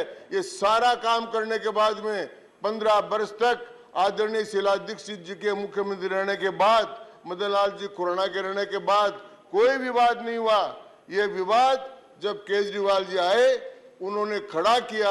अब उस विवाद का भी समाधान आज माननीय अमित शाह जी के हाथ से हो जाएगा और इस बार दिल्ली के बारे में कोई समाधान नहीं होगा। माननीय सभापति महोदय, मैं कहना चाहता हूँ, दूसरी बात जो यहाँ पर बार बार उठाई गई, मैं उससे सैद्धांतिक रूप से मतभेद रखता हूँ। माननीय गोगोई साहब यहाँ पर बैठे हैं, वो भी सुनेंगे, बड़े बड़े वकीलों की बात भी हमने सुनी है। कौन सा फैसला है जो सुप्रीम कोर्ट करता है? फैसला नेता करते हैं, पार्लियामेंटेरियंस करते हैं और संसद सदस्य करते हैं। मैं उदाहरण देकर कहना चाहता हूं। सबसे पहले तो मैं उदाहरण देना चाहता हूं कि पहला संविधान संशोधन कब आया। पहला संविधान संशोधन इस सदन में आया जब 1951 में सुप्रीम कोर्ट ने एससी और एसटी के रिजर्वेशन को स्ट्रेट डाउन कर दिया। उसके बाद पहला संविधान संशोधन आया और उसका निर्णय सुप्रीम कोर्ट ने नहीं किया, उसका निर्णय जनप्रतिनिधियों ने किया और एससी और एसटी को हमने रिजर्वेशन दिया। दूसरा बहुत बड़ा प्रसंग आया माननीय सभापति महोदय, कांग्रेस वाले सब भूल गए संविधान, लोकतंत्र की हत्या हो रही है। आप भूल गए जब साबानों का केस आया था सुप्रीम कोर्ट में, और सुप्रीम कोर्ट ने फैसला किया था। Honourable members please keep silence, please keep silence please. जब साबानों का केस आया था और सुप्रीम कोर्ट ने फैसला किया था कि एक महिला को गुजारा भत्ता मिलना चाहिए, उस समय कांग्रेस पार्टी को सांप सूख गया था। वो इसी सदन में संशोधन लेकर आई और संविधान के उन्होंने सुप्रीम कोर्ट के फैसले को पलटा। जो साबानों के केस में पेश पलट सकते हैं वो आज संसदीय लोकतंत्र की दुहाई दे रहे हैं। इसके बाद माननीय सभापति महोदय और कितने प्रसंग आए। ओबीसी के आरक्षण का प्रसंग आया, ओबीसी के शिक्षा में रिजर्वेशन का प्रसंग आया और 9 सदस्यीय बेंच ने ईडब्ल्यूएस के आरक्षण को निरस्त कर दिया था। लेकिन माननीय नरेंद्र मोदी जी ने इसी सदन में संविधान संशोधन करके ईडब्ल्यूएस को आरक्षण दिलाया और 53 याचिकाओं को सुप्रीम कोर्ट ने बाद में निरस्त किया। इसलिए यह कहना कि यह संविधान की अवहेलना है, यह संविधान की अवहेलना भी नहीं है और यह लोकतंत्र की अवहेलना भी नहीं। दूसरी बात मैं कहना चाहता हूं, बार बार एक बात, इतनी जल्दी क्या हो गई थी, इतनी जल्दी क्या हो गई थी। भाई इतनी जल्दी सरकार को पूछ रहे हो तो यहाँ की सरकार को पूछो, दिल्ली को, उनको इतनी जल्दी क्या हो गई थी कि सुप्रीम कोर्ट का फैसला आते ही रात को 12 बजे जाकर ताले तोड़ने लगे। वो जल्दी कहां से आ गई थी, सब ये क्यों गई थी? तो ये इसलिए हुई। दूसरी बात, आज तक कोई भी दिल्ली की सरकार कोर्ट में नहीं गई। आदरणीय शीला दीक्षित जी भी नहीं गए, मदन लाल खुराना भी नहीं गए। ये किस लिए गए कोर्ट में, हाई कोर्ट में, कि हमको ये अधिकार मिलने चाहिए। ये अधिकार उसके पहले इनके पास नहीं थे तो ये गए और गए तो दिल्ली हाई कोर्ट ने इनके खिलाफ फैसला किया। जब ये कोर्ट के इतने ही भक्त हैं तो फिर दिल्ली हाई कोर्ट का फैसला मान लेते, तो दिल्ली हाई कोर्ट का फैसला भी नहीं माना। इसके बाद में ये गए सुप्रीम कोर्ट में, और सुप्रीम कोर्ट में क्या हुआ, सुप्रीम कोर्ट का जो फैसला है उसका केवल एक आख्यान पढ़ते हैं, बाकी 2 आख्यान जो भी माननीय महेश जी ने भी बताए और माननीय गोगोई जी ने बताए उनको पढ़ नहीं रहे। तो मीठा मीठा गप और कड़वा कड़वा थू। और ये जो आया है आज, ये जो संविधान संशोधन का बिल आया है, ये ऑर्डिनेंस को जो वो करने का बिल आया है, ये सुप्रीम कोर्ट की इच्छा के अनुसार है। और लेकिन किसी भी देश में सब जनप्रतिनिधि फैसला करते हैं। 1926 के पहले ब्रिटेन में महिलाओं को वोट का अधिकार नहीं था और वहां की प्रिवी काउंसिल ने तय कर दिया था कि अधिकार उनको नहीं मिल सकता क्योंकि कानून के अंतर्गत नहीं है। प्रिवी काउंसिल ने फैसला किया और फैसला करने के बाद में ब्रिटेन में महिलाओं को वोट का अधिकार मिला। भारत में तो पहले से है। ये जितने निग्रो हैं इनको वोट का अधिकार अमेरिका में नहीं था और अमेरिका की ब्लैक इन ब्लैक को अधिकार नहीं था और इनको जब वहां की फेडरल कोर्ट ने मना कर दिया कि आपको अधिकार नहीं मिलेगा, आप वोट नहीं दे सकते, कानून में नहीं है, तो अमेरिकन कांग्रेस ने प्रस्ताव पास कर उनको वोट का अधिकार दिया। उसी प्रकार दक्षिण अफ्रीका में हुआ, उसी प्रकार अन्य देशों में हुआ। इसलिए कोई सुप्रीम कोर्ट फैसला करेगा कि ये ठीक है कि ये गलत है, वो नहीं है। भारत में भी आज तक के 50 उदाहरण हैं जिनमें सुप्रीम कोर्ट के फैसलों को बदलकर हमने जनहित में निर्णय किए गए हैं और ये दिल्ली के जनता के हित में सबसे बड़ा निर्णय माननीय अमित शाह जी लेकर आए हैं, वो हम करने जा रहे हैं। और इसलिए सभापति महोदय, मैं कहना चाहूंगा कि ये बार बार कहना कि दिल्ली के साथ अन्याय हो रहा है, दिल्ली का एक विशेष स्टेटस है, उस स्टेटस को सबने माना है। अब दिल्ली भारत की राजधानी है। एक भी दुनिया के किसी देश का उदाहरण आप नहीं दे सकते कि उस देश के अंदर वहां की राजधानी है, उसका अलग प्रांत हो। यहां पर विदेशी आते हैं, यहां पर इतने बड़े सम्मेलन होते हैं, और यहां पर भारत सरकार कितने काम कर रही था। अभी भारत मंडपम इतना बड़ा माननीय प्रधानमंत्री जी ने उद्घाटन किया है, वो केंद्र सरकार ने किया है। अब युगे युगेन भारत है, इतना बड़ा जो म्यूजियम बनने वाला है वो म्यूजियम भारत सरकार ही तो बना रही।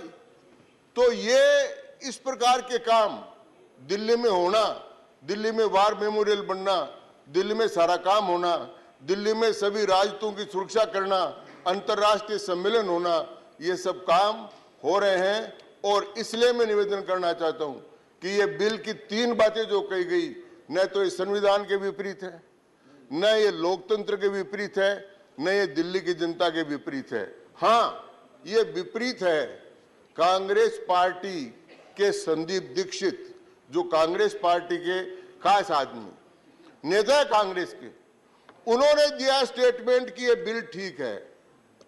पंजाब के कांग्रेस वालों ने कहा बिल ठीक है, लेकिन ये जो टेम्परेरी मुद्दा मेरी हुई थी, केजरीवाल जी ने कहा कि हमारा अगर समर्थन करोगे तो हम इंडिया में आएंगे, और आज ये जो पास होगा ये मुद्दा मेरी टूट जाएगी और वो इंडिया INDIA जो है उससे ए अलग खत्म हो जाएगा और ये 4 ही बचेंगे, क्योंकि पहला काम ये करेंगे तो उनके खिलाफ ही करेंगे। उदाहरण के लिए दिल्ली में पहले इनको मेजोरिटी नहीं मिली थी और कांग्रेस ने समर्थन देकर केजरीवाल जी को बढ़ा दिया था, बन गए। पर दूसरी बार जब आए तो कांग्रेस को पूरी को हजम कर गए, तो कांग्रेस साफ हो गई। इसी प्रकार पंजाब में कांग्रेस को साफ किया। अब आगे भी उनका उद्देश्य तो कांग्रेस को साफ करना है, तो हमारी कहां लड़ाई है। तो ये जो काम है, और इस प्रकार से मैं कहना चाहूंगा कि जितना सारा काम ये माननीय अमित शाह जी ने किया है और जो प्रस्ताव पेश किया है, वो सब बातों को सोचकर किया है। और एक विवाद जो इतने लंबे समय से चल रहा था, फेजल कमेटी बने, डॉक्टर पट्टाभी सीतारमैया की बने, सरकारिया कमीशन बने, फिर संशोधन आया और 91 से लेकर 15 तक किसी प्रकार का विवाद नहीं हुआ। तो बोलने वालों को तो ये सोचना चाहिए था कि विवाद पैदा क्यों हुआ है। अब दूसरी बात, अगर ये संविधान के विपरीत होता तो इनको सुप्रीम कोर्ट में स्टे मिलता, वो स्टे भी नहीं मिला। ये वहां स्टे लेने गए, स्टे नहीं मिला। अब संविधान पीठ में गए तो संविधान पीठ इसको देखेगी। पहले ही फैसला कर दिया उन्होंने कि 339A के अंतर्गत सारे कानून बनाने का अधिकार भारत की संविधान सभा को है, वो है। दूसरी बात मैं कहना चाहूंगा कि ये धमकी देना दूसरे को, और एक बात मैं साफ रूप से कहना चाहूंगा, माननीय चिदम्बरम जी ने एक बात कही कि जम्मू और कश्मीर को उन्होंने 2 हिस्सों में बांट दिया। मैं कई बार कहता हूं कि लोग अपने कृत्यों को भूल जाते हैं। आंध्र प्रदेश से तमिलनाडु से आंध्र प्रदेश अलग हुआ, कांग्रेस ने किया। फिर तेलंगाना और आंध्र अलग हुआ, कांग्रेस ने किया। कितने प्रांत कांग्रेस ने किया और कांग्रेस ने तोड़े, तो क्या कांग्रेस ने राज्यों के अधिकार खत्म कर दिए थे? प्लीज, वो कांग्रेस ने तोड़े। तो ये अधिकार केंद्र के पास है। तो इस प्रकार पंजाब का विभाजन हुआ कांग्रेस के समय, हरियाणा बना, पंजाब बना, कांगड़ा मिलकर हिमाचल प्रदेश बना, ये कांग्रेस टाइम में। और संविधान की बात करते हैं, और ये कहते हैं संशोधन क्यों लेकर आए? इलाहाबाद हाई कोर्ट के फैसले के बाद और जस्टिस A.K. कृष्णा अय्यर के सुप्रीम कोर्ट में स्टे न देने के पश्चात श्रीमती इंदिरा गांधी ने संविधान संशोधन करके अध्यादेश जारी करके अपनी मेंबरशिप कायम रखी। उतना बड़ा गलत काम हिंदुस्तान के इतिहास में आज तक नहीं हुआ।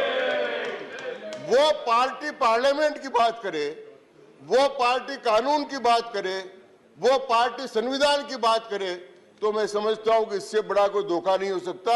इसलिए मैं कहना चाहता हूं कि ये कानून, ये अध्यादेश संविधान के अनुसार है, दिल्ली के जनता के हित में है, और ये उसी प्रकार से समस्या का समाधान कर देगा जिस प्रकार से आर्टिकल 370 को समाप्त करके कश्मीर की समस्या का समाधान हुआ। अब किसी को भी कमेटी बनाने की जरूरत नहीं पड़ेगी, दिल्ली की समस्या का भी परमानेंट समाधान हो जाएगा।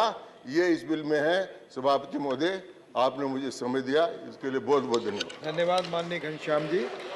Honourable Shri Vaiko ji, you have 4 minutes, sir. Mr. Deputy Chairman, sir, I crave your indulgence for some generosity. We small parties always face the same difficulty. So I kindly be liberal with 1 or 2 minutes. Honorable Chairman has been very generous. This debate is for 6 hours. You are getting 4 minutes. That's enough. That's why he is asking. Honorable, please. Honorable. Honorable Vaiko ji. With all the force under my command, I oppose this abominable, undemocratic bill which strikes at the very root of democracy, the very root of federal spirit, at the very root of secularism, at the very root of social justice. Sir, the government of National Capital Territory of Delhi Bill 2023 has brought forth seismic shifts in the governance landscape of Delhi. While cloaked in the garb of administrative efficacy, the bill in many ways appears to erode the democratic fabric that is intrinsic to Indian polity. The bill notably clips the wings of the Delhi Legislative Assembly by stripping it of the power to legislate on services. This is a deviation from the norm, where a state legislature would typically have jurisdiction over subjects in the state list with exceptions.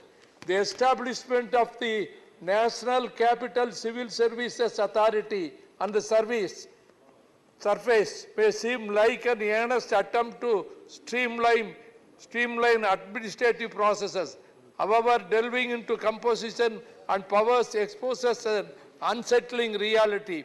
The Chief Minister, an elected representative, is rendered virtually, I should not use the word impotent, so he is rendered puppet within the authority. Now I recall what I read in history when I studied the college about the triumvirate in Rome, which was called a democracy. In Rome, when Julius Caesar but kept his sword. After his assassination, another triumvirate was formed, and Antony took the reins of the power. Here, directly opposite what is going to happen in India. Among the triumvirate, these two principal secretary and cabinet secretary, they are the majority, and the chief minister only a puppet.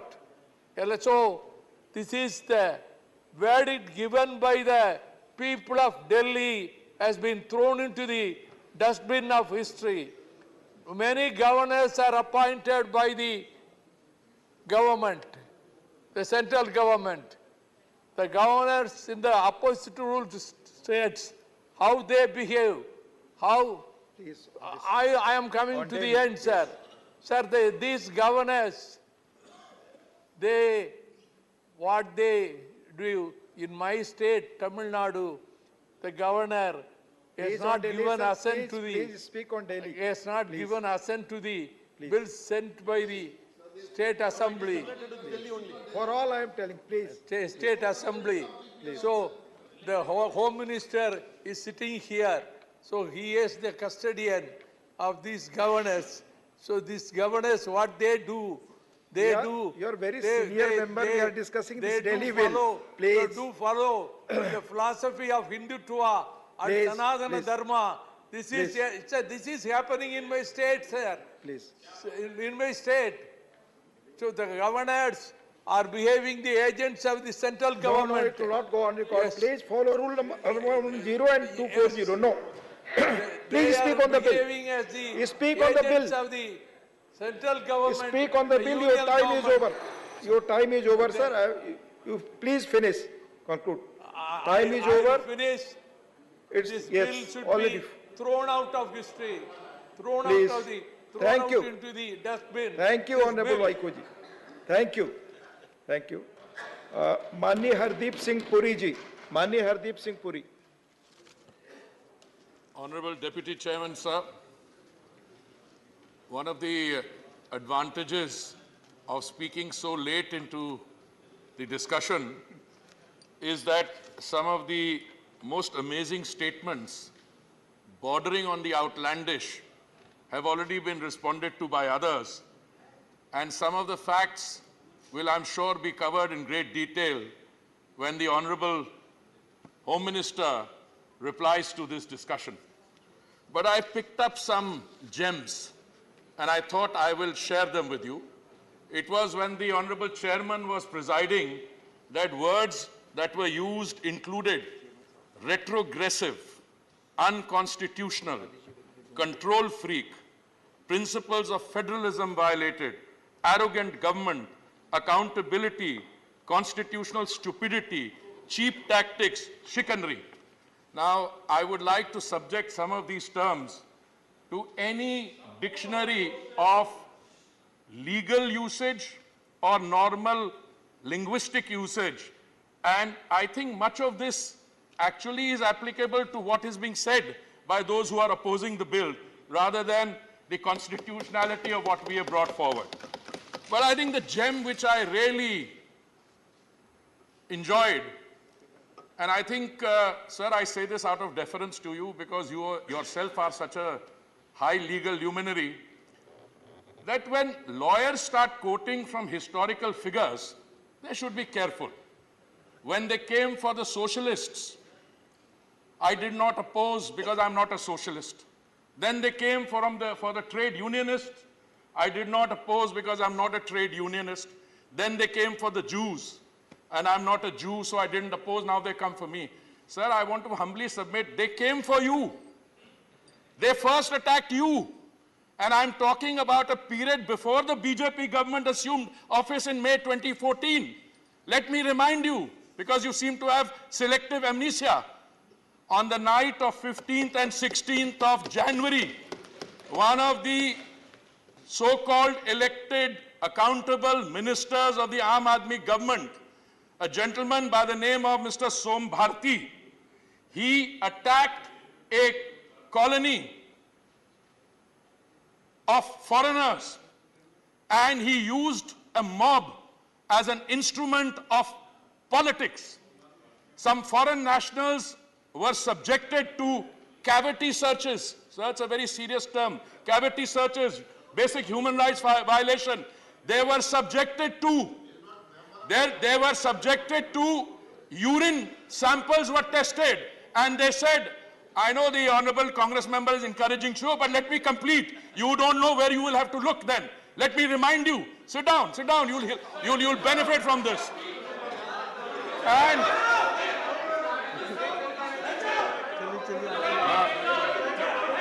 Honorable Chairman, sir. Honorable Chairman, sir. One second. Oh, no, first ask your colleagues to take their seat. 1 second. One second. First ask your colleagues to take seat. Yes. Now what is your point? Point is, because he is naming the person who is not a member of this house. How he can name that person? Yes. Let me tell the honorable member, Mr. Gupta, that this issue was addressed by me on a point of order raised by the leader of opposition. And I had categorically held that this house has the power to discuss conduct of anyone. This house has the power to discuss anything under the planet. And as a matter of fact, this issue was signaled by former Chief Justice Mr. Gogoi also. If it is with respect to member of a Lok Sabha, then there is a set procedure that before making accusations, notice has to be given. So don't get upset. Don't get upset. Mr. Chairman, sir. 1 second. Let me tell you, Mr. Gupta, if you get upset, you will be helping Mr. Puri. You will be helping Mr. Puri if you get upset. Please. Sir.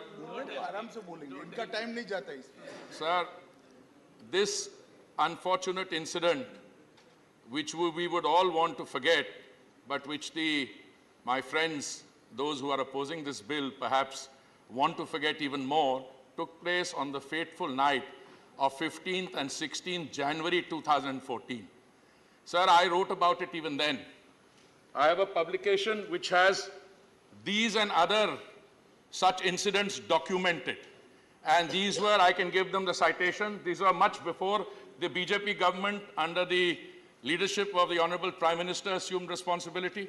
Sir, this did not end here, because the then so-called accountable Chief Minister, who did not succeed in persuading or using the margin of persuasion with the Delhi police force, then decided 3 days later to hold the entire city to ransom by going on a strike at Rail Bhavan for 36 hours. It was, sir, on the 20th of January 2014. And all he wanted was those 3 police persons who did not support that vigilante type of action against those foreign ladies, they should be suspended. And sir, because we had a government in power in Delhi at that point of time, they followed the policy of appeasement. They indulged this kind of behavior, and 2 of the policemen were transferred because they were afraid that the 26th January celebrations would be thwarted. Sir, these are the facts, and let me not stop here. This was an action in January 2014. Now, this bill speaks to the heart of governance. Heart of governance. What does governance say? Sir, what does the heart of governance say? And I'm very happy that my chance to speak came after my learned friend Shri Mahesh Jetmalani and others. But since I'm not a lawyer and I was preparing for this intervention, for which I'm deeply grateful to my party, there are 2 or 3 things which stand out. This particular insertion in 1991 and 239, what does it seek to do? It acknowledges the sui generis character of Delhi. The honorable member mentioned there was a reality. It is a union territory, yet it has a legislature, elected government. So he used the term escalated union territory. But that sui generis character needs to be acknowledged, it needs to be fleshed out, and that is precisely what the bill that the government has brought is seeking to do. Now, the civil service authority which is being established, I found it appalling that someone can get up here and say one member is the supreme, yes, he's an elected chief minister, He deserves full respect. He deserves to have his position as primus inter pares in this three-member committee acknowledged and respected. But to say that the other two are against the whole system, or they have been appointed and their integrity is in doubt, is an outlandish statement, if I may submit. Let me now read out to you how they treat their chief secretaries. Sir, I have in front of me the copy of an FIR filed a few months later. It was filed on 20th February 2018. The then chief secretary says that he received an information yesterday, that is 19th February. I was informed on telephone at 8:45 p.m. in the evening that the advisor to the Chief Minister, Shri V.K. Jain, that I had to reach the CM's residence at 12 o'clock at night. Sir, I'm not going to read out the whole FIR, but I'll read out some salient portion. He had already met the Honorable Chief Minister at that point of time, earlier in the day. He was to meet the Chief Minister again the next day because there was a cabinet meeting. And the contents of this FIR, sir, are amazing.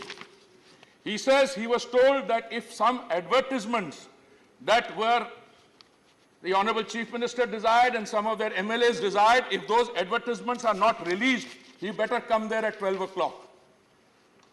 The Chief Secretary reached the Honorable Chief Minister's residence. He thought only the Deputy CM would be there, Shri Manish Sisodia. But to his surprise, 11 other MLAs were there. And they sat down and started questioning the Chief Secretary in an aggressive manner why those advertisements were not released. To which the Chief Secretary replies, as part of the FIR, part of the subsequent legal records, that those advertisements could not be released in the light of the Supreme Court directives.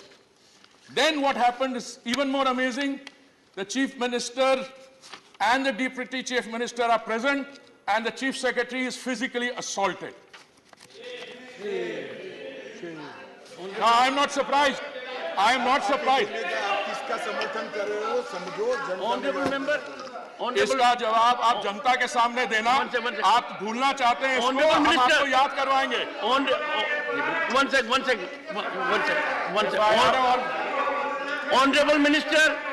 Honorable Minister, a copy of this FIR be laid on the table of the House. Here and now. Okay. Now I want to come to the subsequent stages of what happens. Sir, initially when the case came up in the preliminary legal stages, the government of the National Capital Territory of Delhi took the view that no such incident took place. Total denial.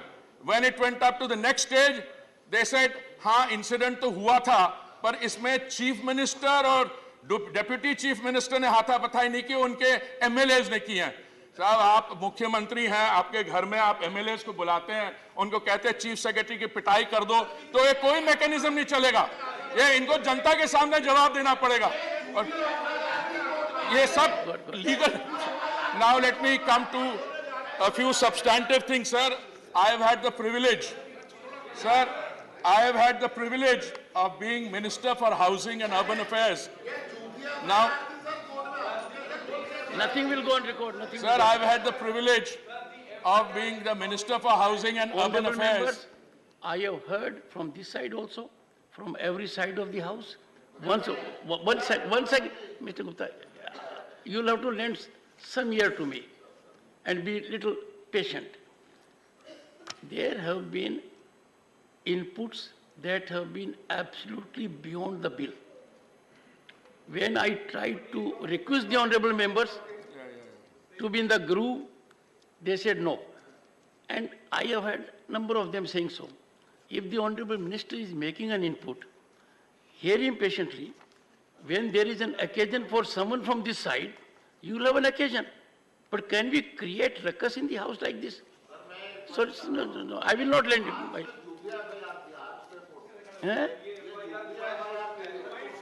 क्या कहा? ये झूठी FIR के लिए court से खत्म होगी। Sir, let me shift now to a second segment of my submission to this August House through you, sir. I've had the privilege of being the Minister for Housing and Urban Affairs at least now nearly 6 years, sir, from 3rd September 2017. Sir, on many such occasions, I have had to appeal to the Honorable Chief Minister for the implementation of central schemes. When it came to the unauthorized colonies and their regularization, I had to write a letter to him. I'm placing that on the table of the House also, about the false narratives that they were creating. But let me come to some basic issues, sir. When it comes to schemes which have the capital territory of Delhi as an equal participant, let me give you, sir, something like the Delhi metro system. Sir, they are still sitting. There have been constant delays in getting approvals for metro and RRTS projects. The signing of the tripartite MOU for DMRC Phase 3 and Phase 4 for 3 priority corridors is pending despite several reminders to the GNCTD. Recently, sir, they are co-partners with us for the RRTS, and they would refuse to part with the remaining 415 crores. The matter was agitated before the Honorable Supreme Court, and the Supreme Court asked them, how much money have you spent on advertisement? Sir, the reply given to the Supreme Court by the Capital Territory of Delhi government was that they have spent 1,100 crores on advertisements in the last 3 years. In 3 years. And they could not release 415 crores for the RRTS. So this again, एक ऐसा मुद्दा है जिसपे इनको दिल्ली की जनता को जवाब देना होगा. Or, sir, let me give you one or two other some examples, sir. A reference is already made in terms of dealing with institutional mechanisms. Let me also tell you, sir, that the 400 or so specialists or consultants who were hired, well, I'm very happy that the Lieutenant Governor has finally terminated their services. What services they provided at exorbitant salaries, perhaps they might like to inform the House about that. But there was another expenditure, sir, where they incurred 60 lakh का खर्चा किया कुछ equipment खरीदने के लिए. Equipment 60 lakh की है और उन्होंने विज्ञापन उस पे किया 23 करोड़ के. I will place those facts in front on the table of the House also.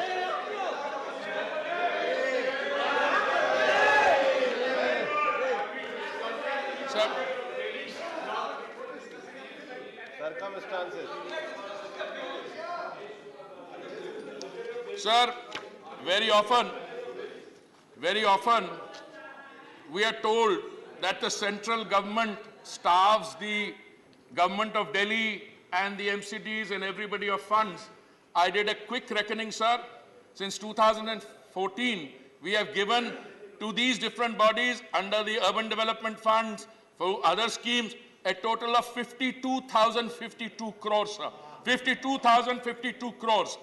And what we witness, जो हमारी केंद्रीय योजनाएं हैं, मैं इसके एक का उदाहरण दे रहा हूं क्योंकि मनसुख भाई मेरे साथ, my honorable colleague is sitting next to me. Some of the most successful schemes, sir. Ayushman Bharat, जिसके तहत एक परिवार को एक वर्ष में 5 लाख रुपए की सुविधा है इलाज करवाने के लिए, दवाइयों के लिए, ऑपरेशन के लिए, पोस्ट ऑपरेशन केयर, ये इन्होंने दिल्ली में लागू ही नहीं की. इन्होंने कहा कि हमने शानदार वर्ल्ड स्टैंडर्ड के मोहल्ला क्लिनिक बनाए हुए हैं. वो हमारे कुछ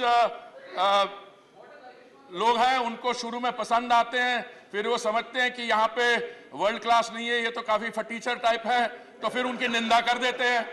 देखिए सर, ये आपने एक शब्द इस्तेमाल किया, कन्वीनियंट मैरिज. कन्वीनियंट मैरिज क्या होती है सर? कन्वीनियंट मैरिज मेरे हिसाब से वो होती है जो एक अपॉर्चुनिस्टिक अलायंस होती है. तो वही कांग्रेस पार्टी जिनको इसमें वो लग रहे हैं, पहला अटैक तो आम आदमी पार्टी का उन्हीं के खिलाफ हुआ था. अल्टीमेटली इसकी पैदाश कहां से हुई थी आम आदमी पार्टी की? Sir, it was we also welcomed it. I must say, as a private citizen, when I found a social movement headed by a highly respectable Anna Hazare against entrenched भ्रष्टाचार, entrenched corruption के खिलाफ. But today, you wonder who started the movement and who has become the prime mover and where is this leading to. So I make the submission to you, sir. I have no desire to take more time than is necessary, because I told you I have already seen that most of the question and those absurd statements have already been responded to by others at the legal front, and I'm sure that the Honorable Home Minister, when he's responding to the debate, will provide. But in conclusion, sir, let me ask through you one question. Why do we have selective amnesia? कुछ चीजें हमें याद रहती हैं और कुछ चीजें हम कन्वीनियंटली भूल जाते हैं. अच्छा, शब्द जो इस्तेमाल करते हैं यहाँ पे, आपने कहा कि ये अनकॉन्स्टिट्यूशनल है, ये सब जुडिस है, ये है, ये वो है. मैं आपसे एक चीज सवाल पूछना चाहता हूं. अगर आपके पास लीगल आर्ग्यूमेंट्स नहीं है, तो चिदम्बरम जी ने बिल्कुल सही कहा कि legal arguments have been exhausted by doctor Singhvi, तो इसलिए वो पॉलिटिकल करे. पर पॉलिटिकल आर्ग्यूमेंट भी मेरे को समझ नहीं आ रहा. ये चाहते क्या है? Do you want the national capital territory of Delhi to be subjected to this kind of anarchism? और ये एनार्किस्ट का शब्द मैं नहीं इस्तेमाल कर रहा हूं. जब रेल भवन में उन्होंने 36 घंटे he held the city to ransom, he said, and he's on record, I'll make that cutting also available, I am an anarchist. So this political formation, sir, a startup, has not made the transition from anarchy to governance. And this bill is about governance. They should rejoice, they should welcome it, and they should participate in mature governance till they are in office. बहुत बहुत धन्यवाद, sir. Message from Lok Sabha, Secretary General. Sir, with your kind permission, I rise to report that the Lok Sabha at its sitting held on 7th August 2023 has agreed without any amendment to the Mediation Bill 2023, which was passed by Rajya Sabha at its sitting held on 1st August 2023. Honorable members, as you are aware, discussion on the Government of National Capital Territory of Delhi Amendment Bill 2023, which has been allotted 6 hours for discussion, will continue beyond 8 p.m. today. In view of the extended sitting, for the convenience of honorable members, dinner will be served in Banquet Hall, Parliament Library Building from 7:30 p.m. onwards. Members may accordingly make use of the arrangements. Dr. M. Thambidurai, 4 minutes. Sir, I am former law minister. You have given so many people. I am former law minister. Sir, the word is very cruel. Some more time. It takes note of the present. No. All of us have that feeling, you see. Please, sir, this is a very important bill brought by Honorable Hamid Jaji. I want to support this bill. Give me some time. Because as a law minister, former minister, I want to say something. Let me tell you, Mr. Thambidurai, you have been a former law minister. Sir. Whenever there is a bench of judges, sir, you are the wisest judge is one who says, I agree. Sir, time is bad, please. Sir, you are a legal luminary. I am ordinary law minister at that time. You please allow me to speak. 4 minutes. Sir, on behalf of ADMK party, I support the bill brought by Honorable Home Minister Amit Shah ji regarding to seek that to promote harmonious relations between the legislature and executive and further define the responsibility of the elected government and the lieutenant governor in line with the constitutional scheme of governance of the National Capital Territory of Delhi. Sir, you know very well the Article 1 of the Constitution of India defines the territory of India as comprising of states and union territories and nothing else. And Article 1 read with Article 239 provides that the union territory is to be governed solely by the President. Sir, I want to make certain points because our eminent lawyers, Abhishek V. and Chidambaram, they argued about the bill against that. They are the eminent lawyers. If they come this side also, they will defend the bill also. They have the capacity. Therefore, as lawyers, they made their points. That is different, sir. But the crux of the point what they said regarding the federalism and the rights of the union territory, state governments and union territories, everything they argue. I want to know what is the present status of federalism? Who is responsible for decentralization of this government? This is your government, Congress government. The Congress government, they are responsible for this kind of anarchy and take away the state rights. That is, everybody knows that. Especially 1976 emergency period, nobody can forget the Indian history. How this former Prime Minister, Srimati Indira Gandhi ji, how she brought certain rules and taken the state powers, including education. Same. Who did it? But whether central government did anything for that? But if they thought they would have brought, even DMK was afterwards, Collins, the government so many times ruled, if they were told, they have brought once again education to a state subject. But they have not done. Because why I am telling, the federalism, everything is gone arguing.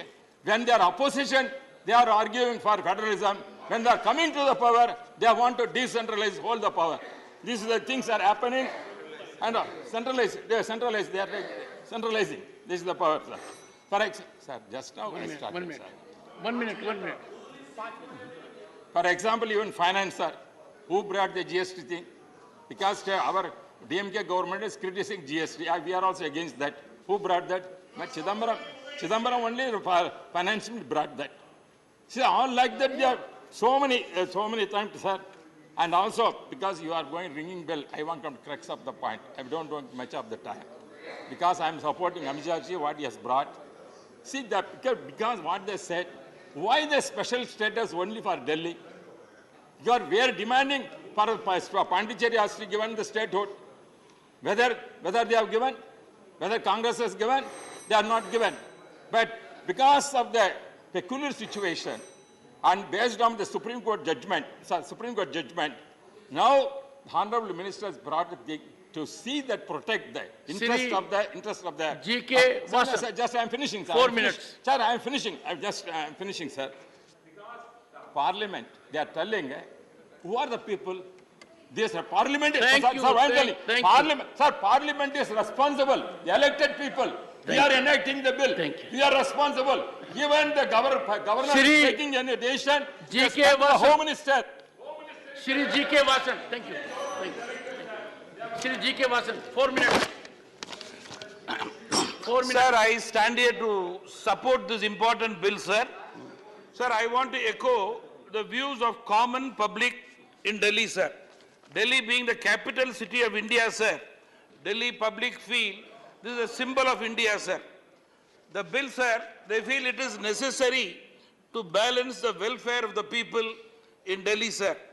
This act is required to balance both local and national interest in the capital city with democratic will, sir. More than that, sir, the status of NCTD cannot be equated with other union territories with legislature, sir.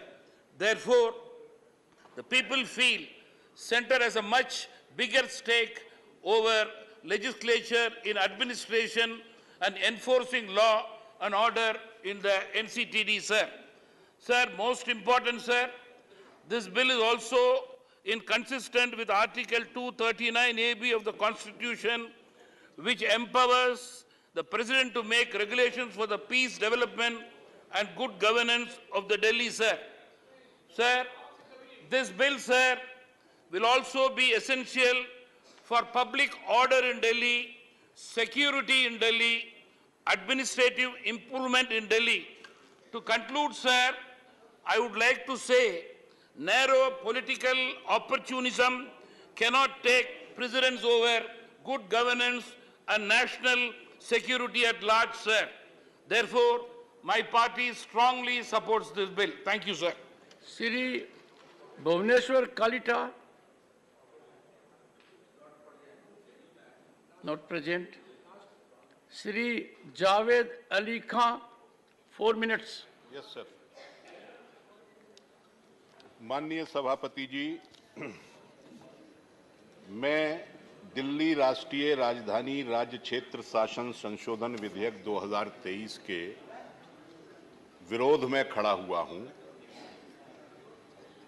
आज का दिन हमारे लिए बहुत मधुर रहा। बहुत सारे वकीलों की बात भी सुनी और जज साहब की बात भी सुनी, सीनियर लोगों की बात भी सुनी और कुछ जो हमारे बाद सदन में आए थे उनकी बातें भी सुनी। एक बात बड़ी प्रमुखता के साथ उस तरफ के साथियों ने उठाई, मुख्य सचिव की पिटाई का मामला। एफआईआर हुई, आपने टेबल करने के लिए कह दिया। मैंने ये निवेदन किया था अपनी जगह से बोलते हुए, शायद आपने सुना नहीं, कि उस केस का हश्र क्या हुआ वो फैसला भी कोर्ट का टेबल कर दिया जाए, क्योंकि उसमें किसी के ऊपर कोई कार्रवाई नहीं हुई सर। वो मनगढ़ंत केस रखा गया था, झूठा साबित हुआ कोर्ट के अंदर। पुरी साहब कहते हैं कि कन्वीनियंस के हिसाब से बोल लेते हैं लोग, आधी बात छोड़ देते हैं, आधी बात कह देते हैं, जो मतलब की होती है वो कह देते हैं। उन्होंने भी ठीक यही किया है कि अपनी कन्वीनियंस के हिसाब से आधी बात प्रस्तुत कर दी और जो उस कोर्ट केस का हश्र हुआ था उसके बारे में उन्होंने भी कुछ नहीं कहा। I direct you to place that judgment on the table of the house. Okay, we will do, sir. Go ahead. पर अपील हुई है वो भी रखवाइए। जजमेंट फाइनल नहीं हुआ है, अपील हुई है हाई कोर्ट में। And honorable members, I had indicated on number of occasions, this house, बढ़ा दीजिएगा। no, this house cannot be a platform to set afloat narratives which are not factually tenable. Sir मैंने तो You have made an assertion in the house, मैंने अभी तक and कोई you have गलत not बात, given a complete picture. कोई I नियम विरुद्ध direct बात, you to put it on the table of the house. मैंने कोई गलत बात, कोई नियम विरुद्ध बात तो कही नहीं है सर। हम तो आपका रोज ही सुनते हैं, जो आप हमें बताते हैं हम मानते भी हैं। One second, we have to do our due diligence. Sir सारी we have बहस to do our सुनने के बाद, homework and then come to the house. Go ahead. Sir सारी बहस सुनने के बाद और भारतीय जनता पार्टी की तरफ से जो बातें कही गई, मैं इस नतीजे पर पहुंचा कि ये उम्मीद छोड़ चुके हैं कि ये दिल्ली में कभी वापस सरकार बना पाएंगे, इसलिए दिल्ली पर हुकूमत करना चाहते हैं जिस तरीके से भी हो। ये चीफ सेक्रेटरी की बात करते हैं sir.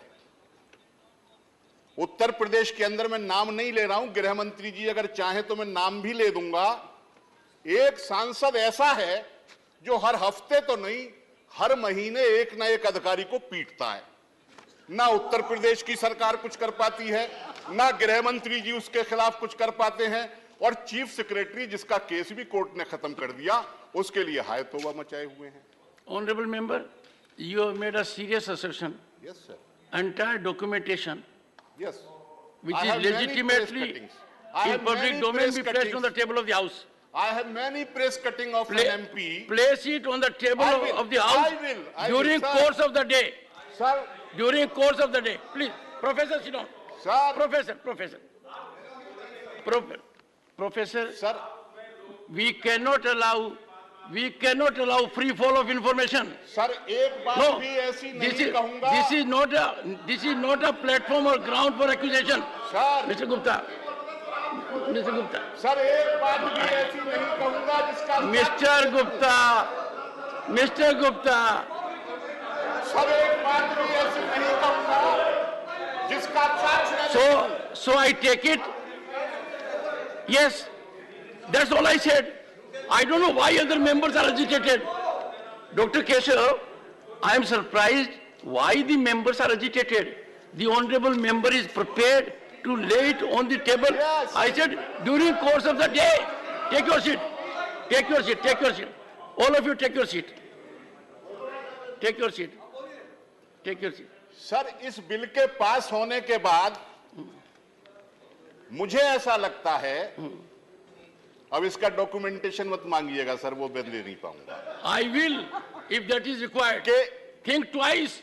It has serious consequences. Okay sir, sir listen भाई, इस बिल के पास होने के बाद मुझे ऐसा लगता है कि उपराज्यपाल का पद भारत के किसी भी राज्य के राज्यपाल के पद से भी ज्यादा ताकतवर हो जाएगा। अब इसमें कोई डॉक्यूमेंटेशन की जरूरत है नहीं सर, है क्या?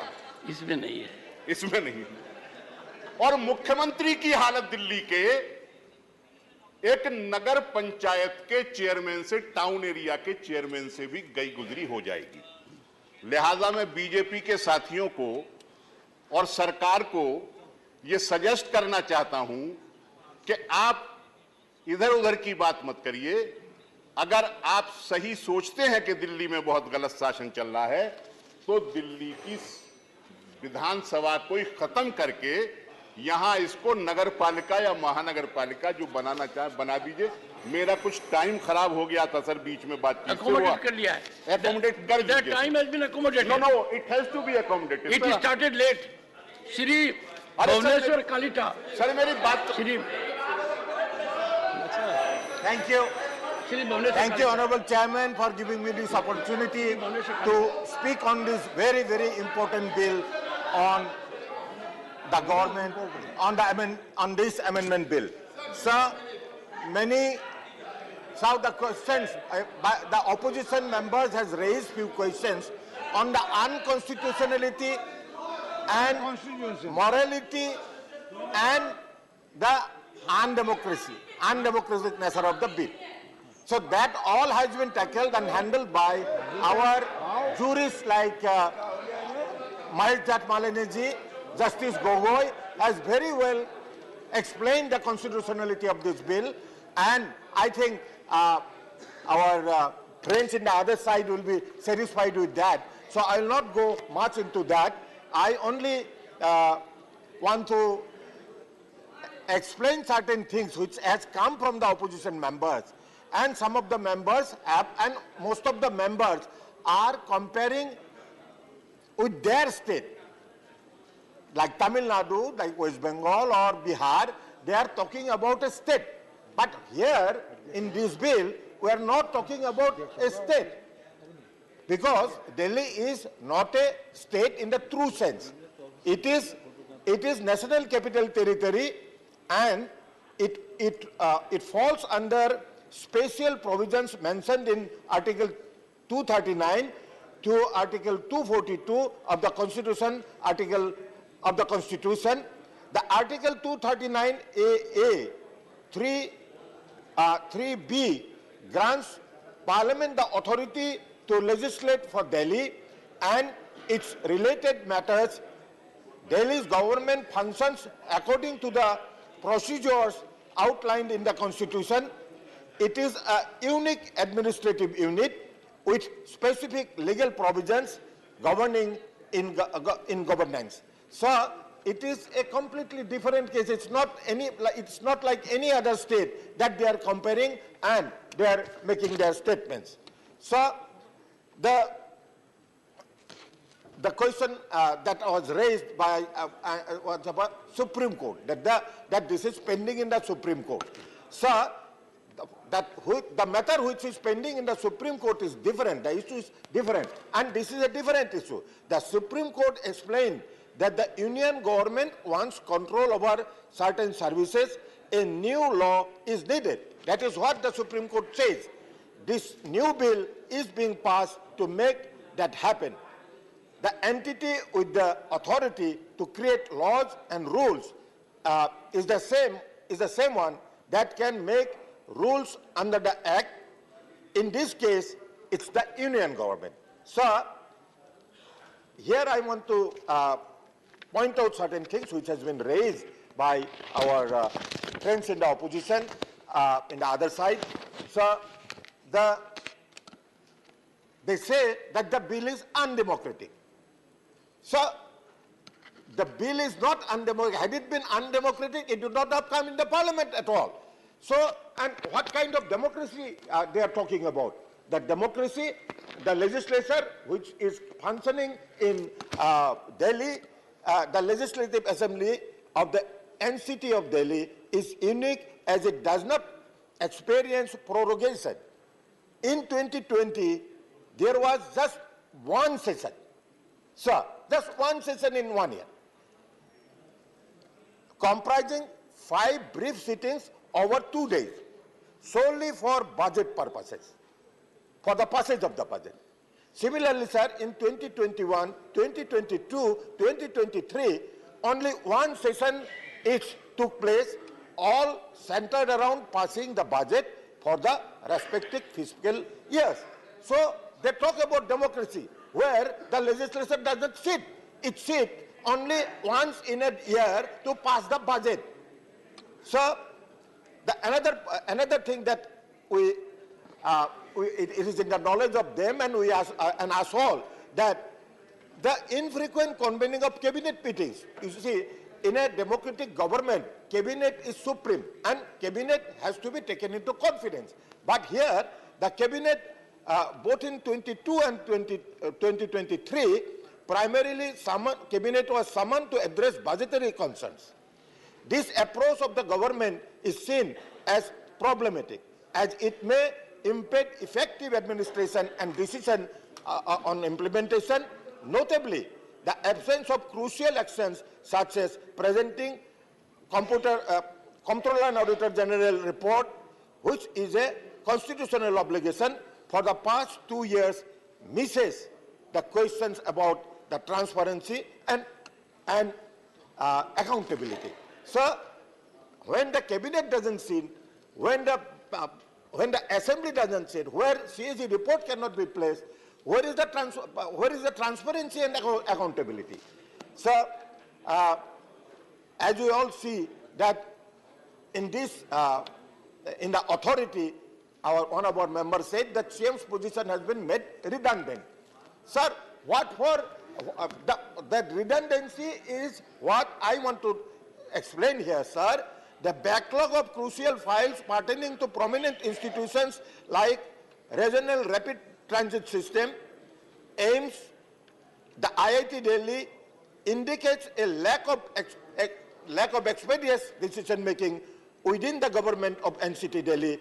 These delays have raised concerns about the pace of development and implementation of essential projects. So they are not interested about these projects, which are for the people, which are for the benefit of the people. But they are not interested in this. Our Honorable Minister for Housing has eloquently explained about that, so I need not repeat that anymore. Sir, today's world is going ahead towards a modernization. But here we see, while a 5G technology initiative was accepted by numerous states, including our many states, including those ruled by different parties, the NCT of Delhi has refrained from endorsing it, citing its perceived lack of relevance in the city's development. So, sir, they are not interested in public work. They are not interested in work of the digital world. They do not want 5G. So, what they want to say? What they want? They want only power.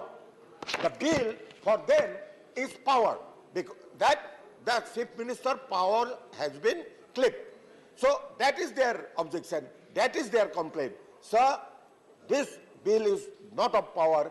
This bill highlights the plight of the people and to make the life easy for the Delhiites and the capital. Sir, we all live in this capital. We all MPs will live in this capital, and we all see what kind of. The other day, one member has said that there was water shortage. Why? The water shortage was because of flooding. So, 9 years of this government, the flood problem has not been solved. Sir, we remember, if we all remember, during the COVID pandemic days, there was shortage of oxygen. Why? 8 plants were granted to Delhi government. 8 oxygen plants were allotted to government of Delhi, but they did not put up those plants. 1 or 2 they have put up, others were not put up, and that's why there was oxygen shortage. But for that also, they blame the government of India, the central government. So, sir, I want to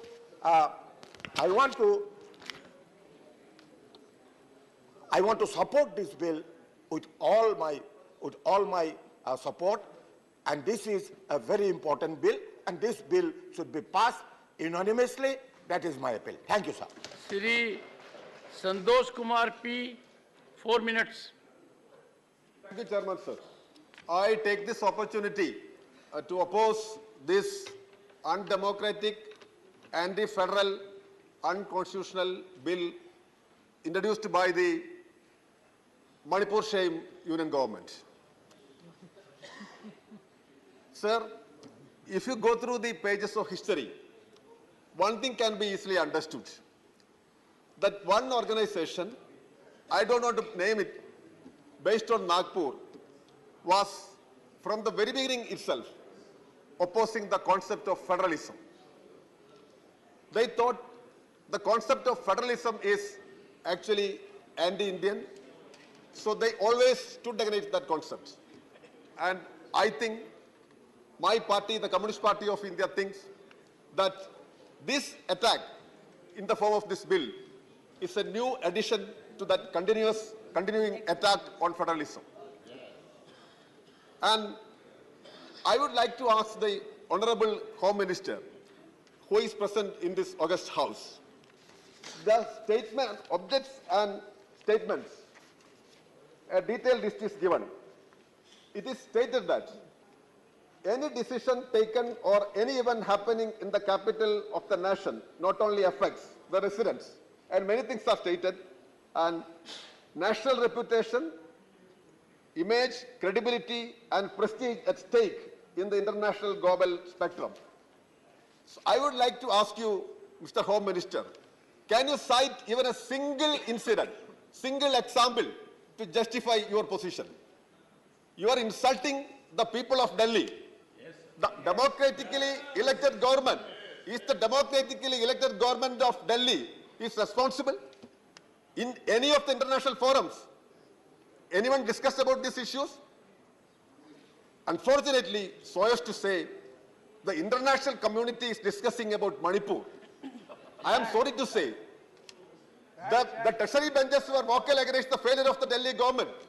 May I ask you, it was the European Union Parliament which discussed about one particular Indian state. I don't want to name that because that will create problems here. They don't want to hear the name. More than 6,500 cases were registered, FIR. Not even 500 were arrested. So, in one state, your government have failed like anything, and now you are blaming the union territory and its government, Delhi government. So it is so shameful from your side. And let me ask you one more thing. There are many provisions which is unconstitutional, anti-federal in this. Because of the shortage of time, I don't want to mention more. Let me ask you one important question. Most of you people may be indebted to the BJP recently because of many factors. But at least you should learn the history of BJP political party. As a political party, BJP once upon a time stood for the Delhi statehood. Full statehood. Advani, L.K. Advani, the forgotten hero of your party, in 2003, drafted a bill suggesting the full statehood of Delhi. And what is your position now? Why you are forgetting all these things? And this thing, this Delhi bill actually makes the Chief Minister's position fourth. First, the Lieutenant Governor, secondly, the Secretary, third, another officer, and the fourth one is Chief Minister. And what a shame is that. So why we need a democratically elected government in Delhi? Amit Shah could have brought with a new bill suggesting the abrogation of the Delhi administration. This was the best thing. This was the best thing. So this is an insult to the democracy. And let me tell you, sir. Conclude, please conclude. Yes, I am going to conclude. Some of our friends, especially from Orissa and Andhra Pradesh, were very vocal today. ED might have knocked more on the doors today, but we are not fearful of the ED. We oppose this bill. This is anti-India, anti-democratic. So we appeal all of you to oppose this bill. Dr. Anil Jain. धन्यवाद सभापति महोदय। 10 minutes. महोदय, मैं राष्ट्रीय राजधानी क्षेत्र दिल्ली सरकार संशोधन विधेयक 2023 के समर्थन में बोलने के लिए खड़ा हुआ हूँ। महोदय, मेरा स्पष्ट मानना है कि यह विधेयक न केवल दिल्ली बल्कि देश के नागरिकों की भावनाओं को ध्यान में रखकर लाया गया है। यह विधेयक दिल्ली की विशेष ऐतिहासिक, भौगोलिक, राजनीतिक एवं प्रशासनिक स्थिति को देखकर लाया गया।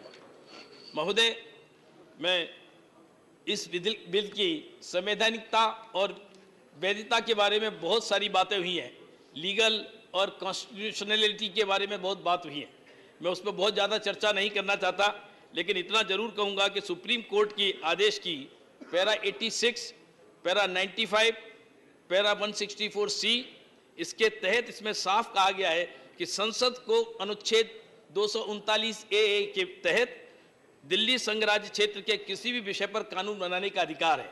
और इसकी बात मुझे लगता है कि अब इसमें कोई विवाद नहीं रहा है, उस पक्ष के लोग भी और इस पक्ष के लोग भी इसके बारे में अब विवाद से दूर हैं। तो ये एक बात तो तय होती है कि संवैधानिकता से परिपूर्ण है और ये अधिकार क्षेत्र में आता है माननीय।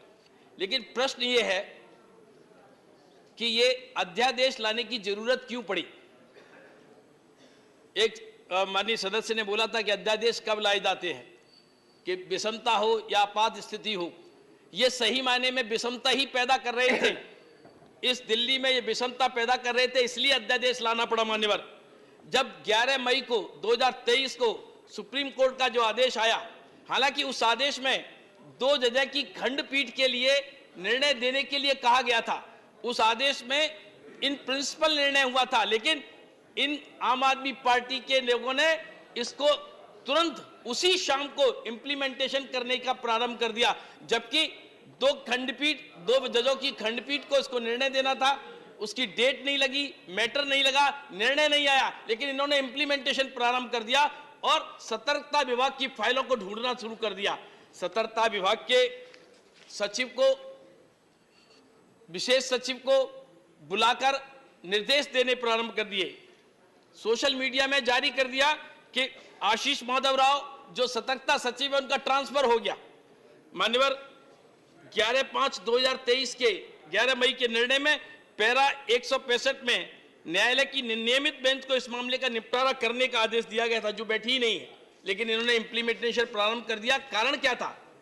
क्योंकि और इंप्लीमेंटेशन में भी क्या किया इन्होंने सतर्कता विभाग के निदेशकों को आदेश दिया कि सतर्कता विभाग के सचिव और स्पेशल सचिव इनको रिपोर्ट मत करिए, इनकी बात मत सुनिए, क्योंकि ये फाइलें अपने कब्जे में करना चाहते थे। मान्यवर, ये फाइलें क्या थी, क्यों चाहते थे ये? मान्यवर, ये मनीष सिसोदिया जो जेल में है, इनके उप मुख्यमंत्री, इनके शराब घोटाले की फाइल विजिलेंस के पास थी, ये उस फाइल को कब्जे में करना चाहते थे, ये सबूत बिगाड़ने चाहते थे। मान्यवर, अरविंद केजरीवाल जी जो इस देश दिल्ली के मुख्यमंत्री हैं, इन्होंने जिस प्रकार से असंवैधानिक तरीके से दिल्ली की जनता का पैसा लूटकर जो सादगी के प्रतिमूर्ति बनते थे, जो आंदोलन की उपज से पैदा हुए थे, ऐसे केजरीवाल जी ने अपने बंगले पर 53 करोड़ रुपए खर्च किए और उसकी फाइल उसमें है। इसलिए ये सतर्कता विभाग को कब्जे में लाना चाहते हैं। दिल्ली जल बोर्ड के 70,000 करोड़ के घोटाले की फाइल उसमें है, इसलिए ये विजिलेंस को अपने कब्जे में लेना चाहते थे। 90 करोड़ रुपए जो आम आदमी पार्टी को दिल्ली सरकार ने जो उसके विज्ञापन पर खर्च किए, उसकी फाइल विजिलेंस पे है, इसलिए लेना चाहते थे। 433 जो गलत नियुक्तियां की, बगैर स्टाफ सिलेक्शन बोर्ड के, बगैर यूपीएससी के, बगैर स्टेट सर्विस कमीशन के, इन्होंने 437 लोगों की नियुक्तियां की। और किन लोगों की नियुक्तियां की? ये उन लोगों की नियुक्तियां की जो इनके नाते रिश्तेदार हैं, इनके विधायकों के नाते रिश्तेदार हैं। Your point of order. I've been asking for a long time. One second. Your point of order. Point of order is, sir, 238. The speaker, sir, the speaker. My point of order is 238. The speaker continuously he made the derogatory statement and used some names. He mentioned some names, sub judice, and his speech also sub judice.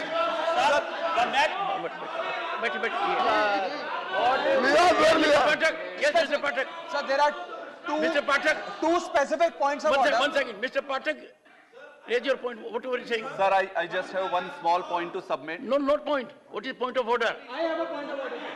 Then why Mr. Pathak is standing? The point of order is Can you that take your seat? 238 and 238 continuously, sir. Mr. Pathak, are you raising a point of order?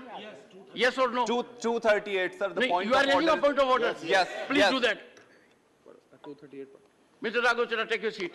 I also have a separate point of order, sir. Doesn't matter. Sir, this Let me deal one by 238 one. says a member while speaking shall not refer to any matter of a fact on which a judicial decision is pending.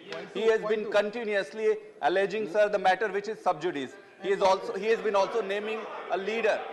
So make a personal charge against the member. He's Mr. Jain, Mr. Jain, you take your seat. Mr. Jain, Mr. Jain, take your seat. Please. One second. Only Mr. Pathak. Right, sir. One second, please. Let Mr. Pathak raise a point of order. Mr. Pathak, what is your point of order? My point of order is this, sir. It is 238. I am reading it out. Yes. A member while speaking shall not refer to any matter of fact on which a judicial decision is pending, number 1. Number 2, make a personal charge against a member. Reflect upon the conduct of a person in high authority unless the discussion is based on a substantive motion drawn in proper items. Sir, the said member has been using name of a leader and the matter is sub judice. For the same thing, you have called the name of another leader. Mr. Pathak, so I would request... Mr. Pathak, can you give details of a judgment which is pending? Details of money, Mr. Manish Sisodia's name. Can you give some details? Can you give some details? What is it? What is it? You must raise a point of order. Yes. After due application of mind. I'll explain, sir. Please let me know, sir. Mr. Gupta. One second. Please. Take your seat. The kind of gesturing in which some members have engaged cannot be overlooked. I would urge the honorable members to maintain decorum. I am prepared to give floor to every member concerned. There is a point of order from Mr. Pathak, but he has failed to give with judgment. One second. Let Mr. Pathak continue. Mr. Pathak, 1 second. Bear out your assertion. Sir, I'm just... You have read 238. Right, sir. I have noted it. Right. Can you give the fact foundation of it? Fact foundation, sir. Member Manish Sisodiya जी के against जो matter sub judice है, उनका नाम बार-बार लेके allegation लगा रहे हैं.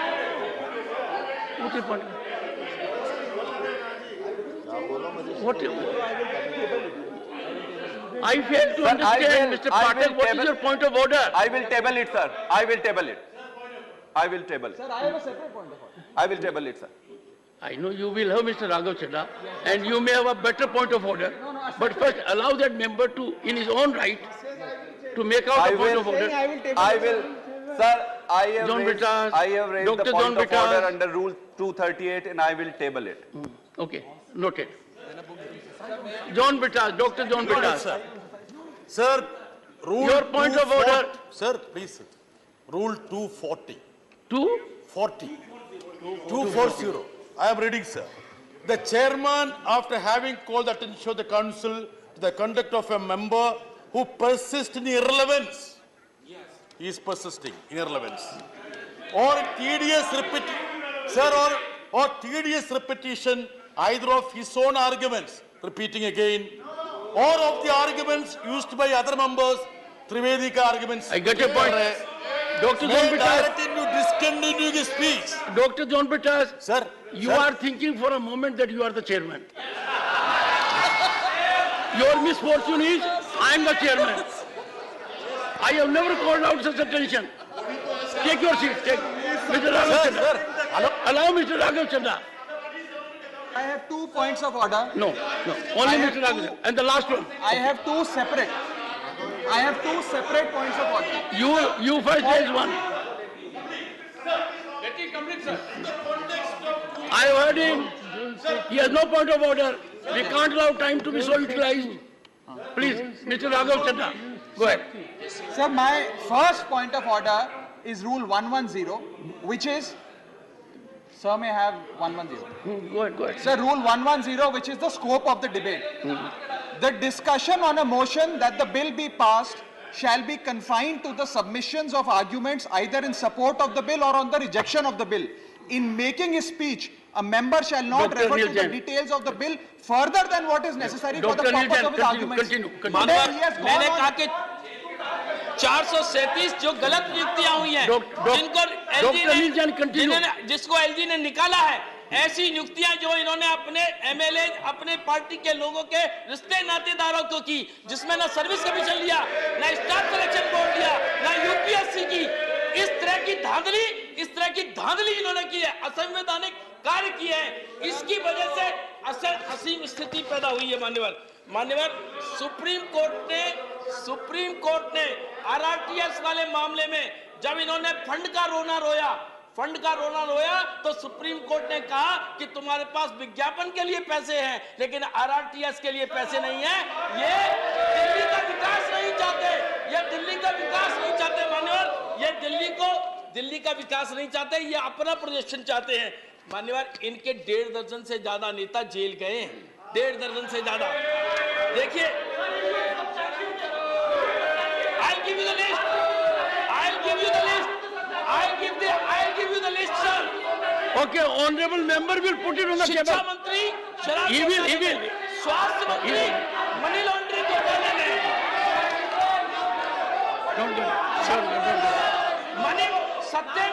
सत्येंद्र जैन मनी लॉन्ड्रिंग घोटाले में, संदीप कुमार राशन के बदले रेप घोटाले में, लॉ की फर्जी डिग्री पर जितेंद्र तोमर जेल गए, असीम Ahmad honorable member has already been directed to put it on the table of the house. He will do it. मामले में He will do it. जा चुके हैं, विधायक प्रकाश जेरवाल जेल जा चुके हैं। इनके नेताओं Mr. Raghav की लंबी है। Chadha, one second. Did you not hear earlier speeches? No, you are right. Just tell me, 1 second. Don't enter into an argument. You have made your point. Take your seat and listen to it. The ruling is, Gupta ji,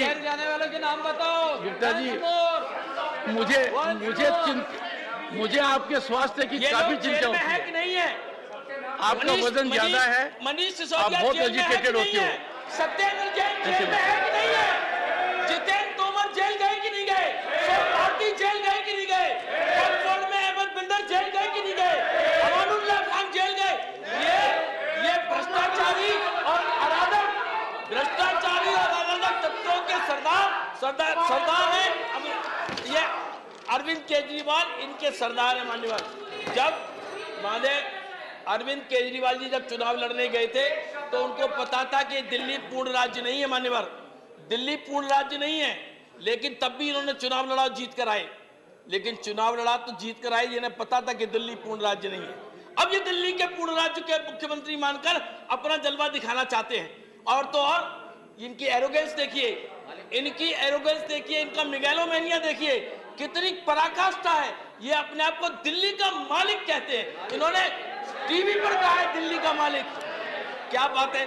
इस तरह के arrogance वाले व्यक्ति पर अंकुश, सेवाओं पर अंकुश निश्चित रूप से केंद्र सरकार का होना चाहिए। मान्यवर, जबकि इस देश के प्रधानमंत्री, उनकी विनम्रता देखिए, देश के प्रधानमंत्री माननीय नरेंद्र मोदी जी, मान्यवर मेरे 3 मिनट और बाकी हैं। देश के प्रधानमंत्री माननीय मोदी जी अपने आप को देश का प्रधान सेवक कहते हैं और ये मालिक कहते हैं। ये अंतर है और इस सोच के अंतर के कारण से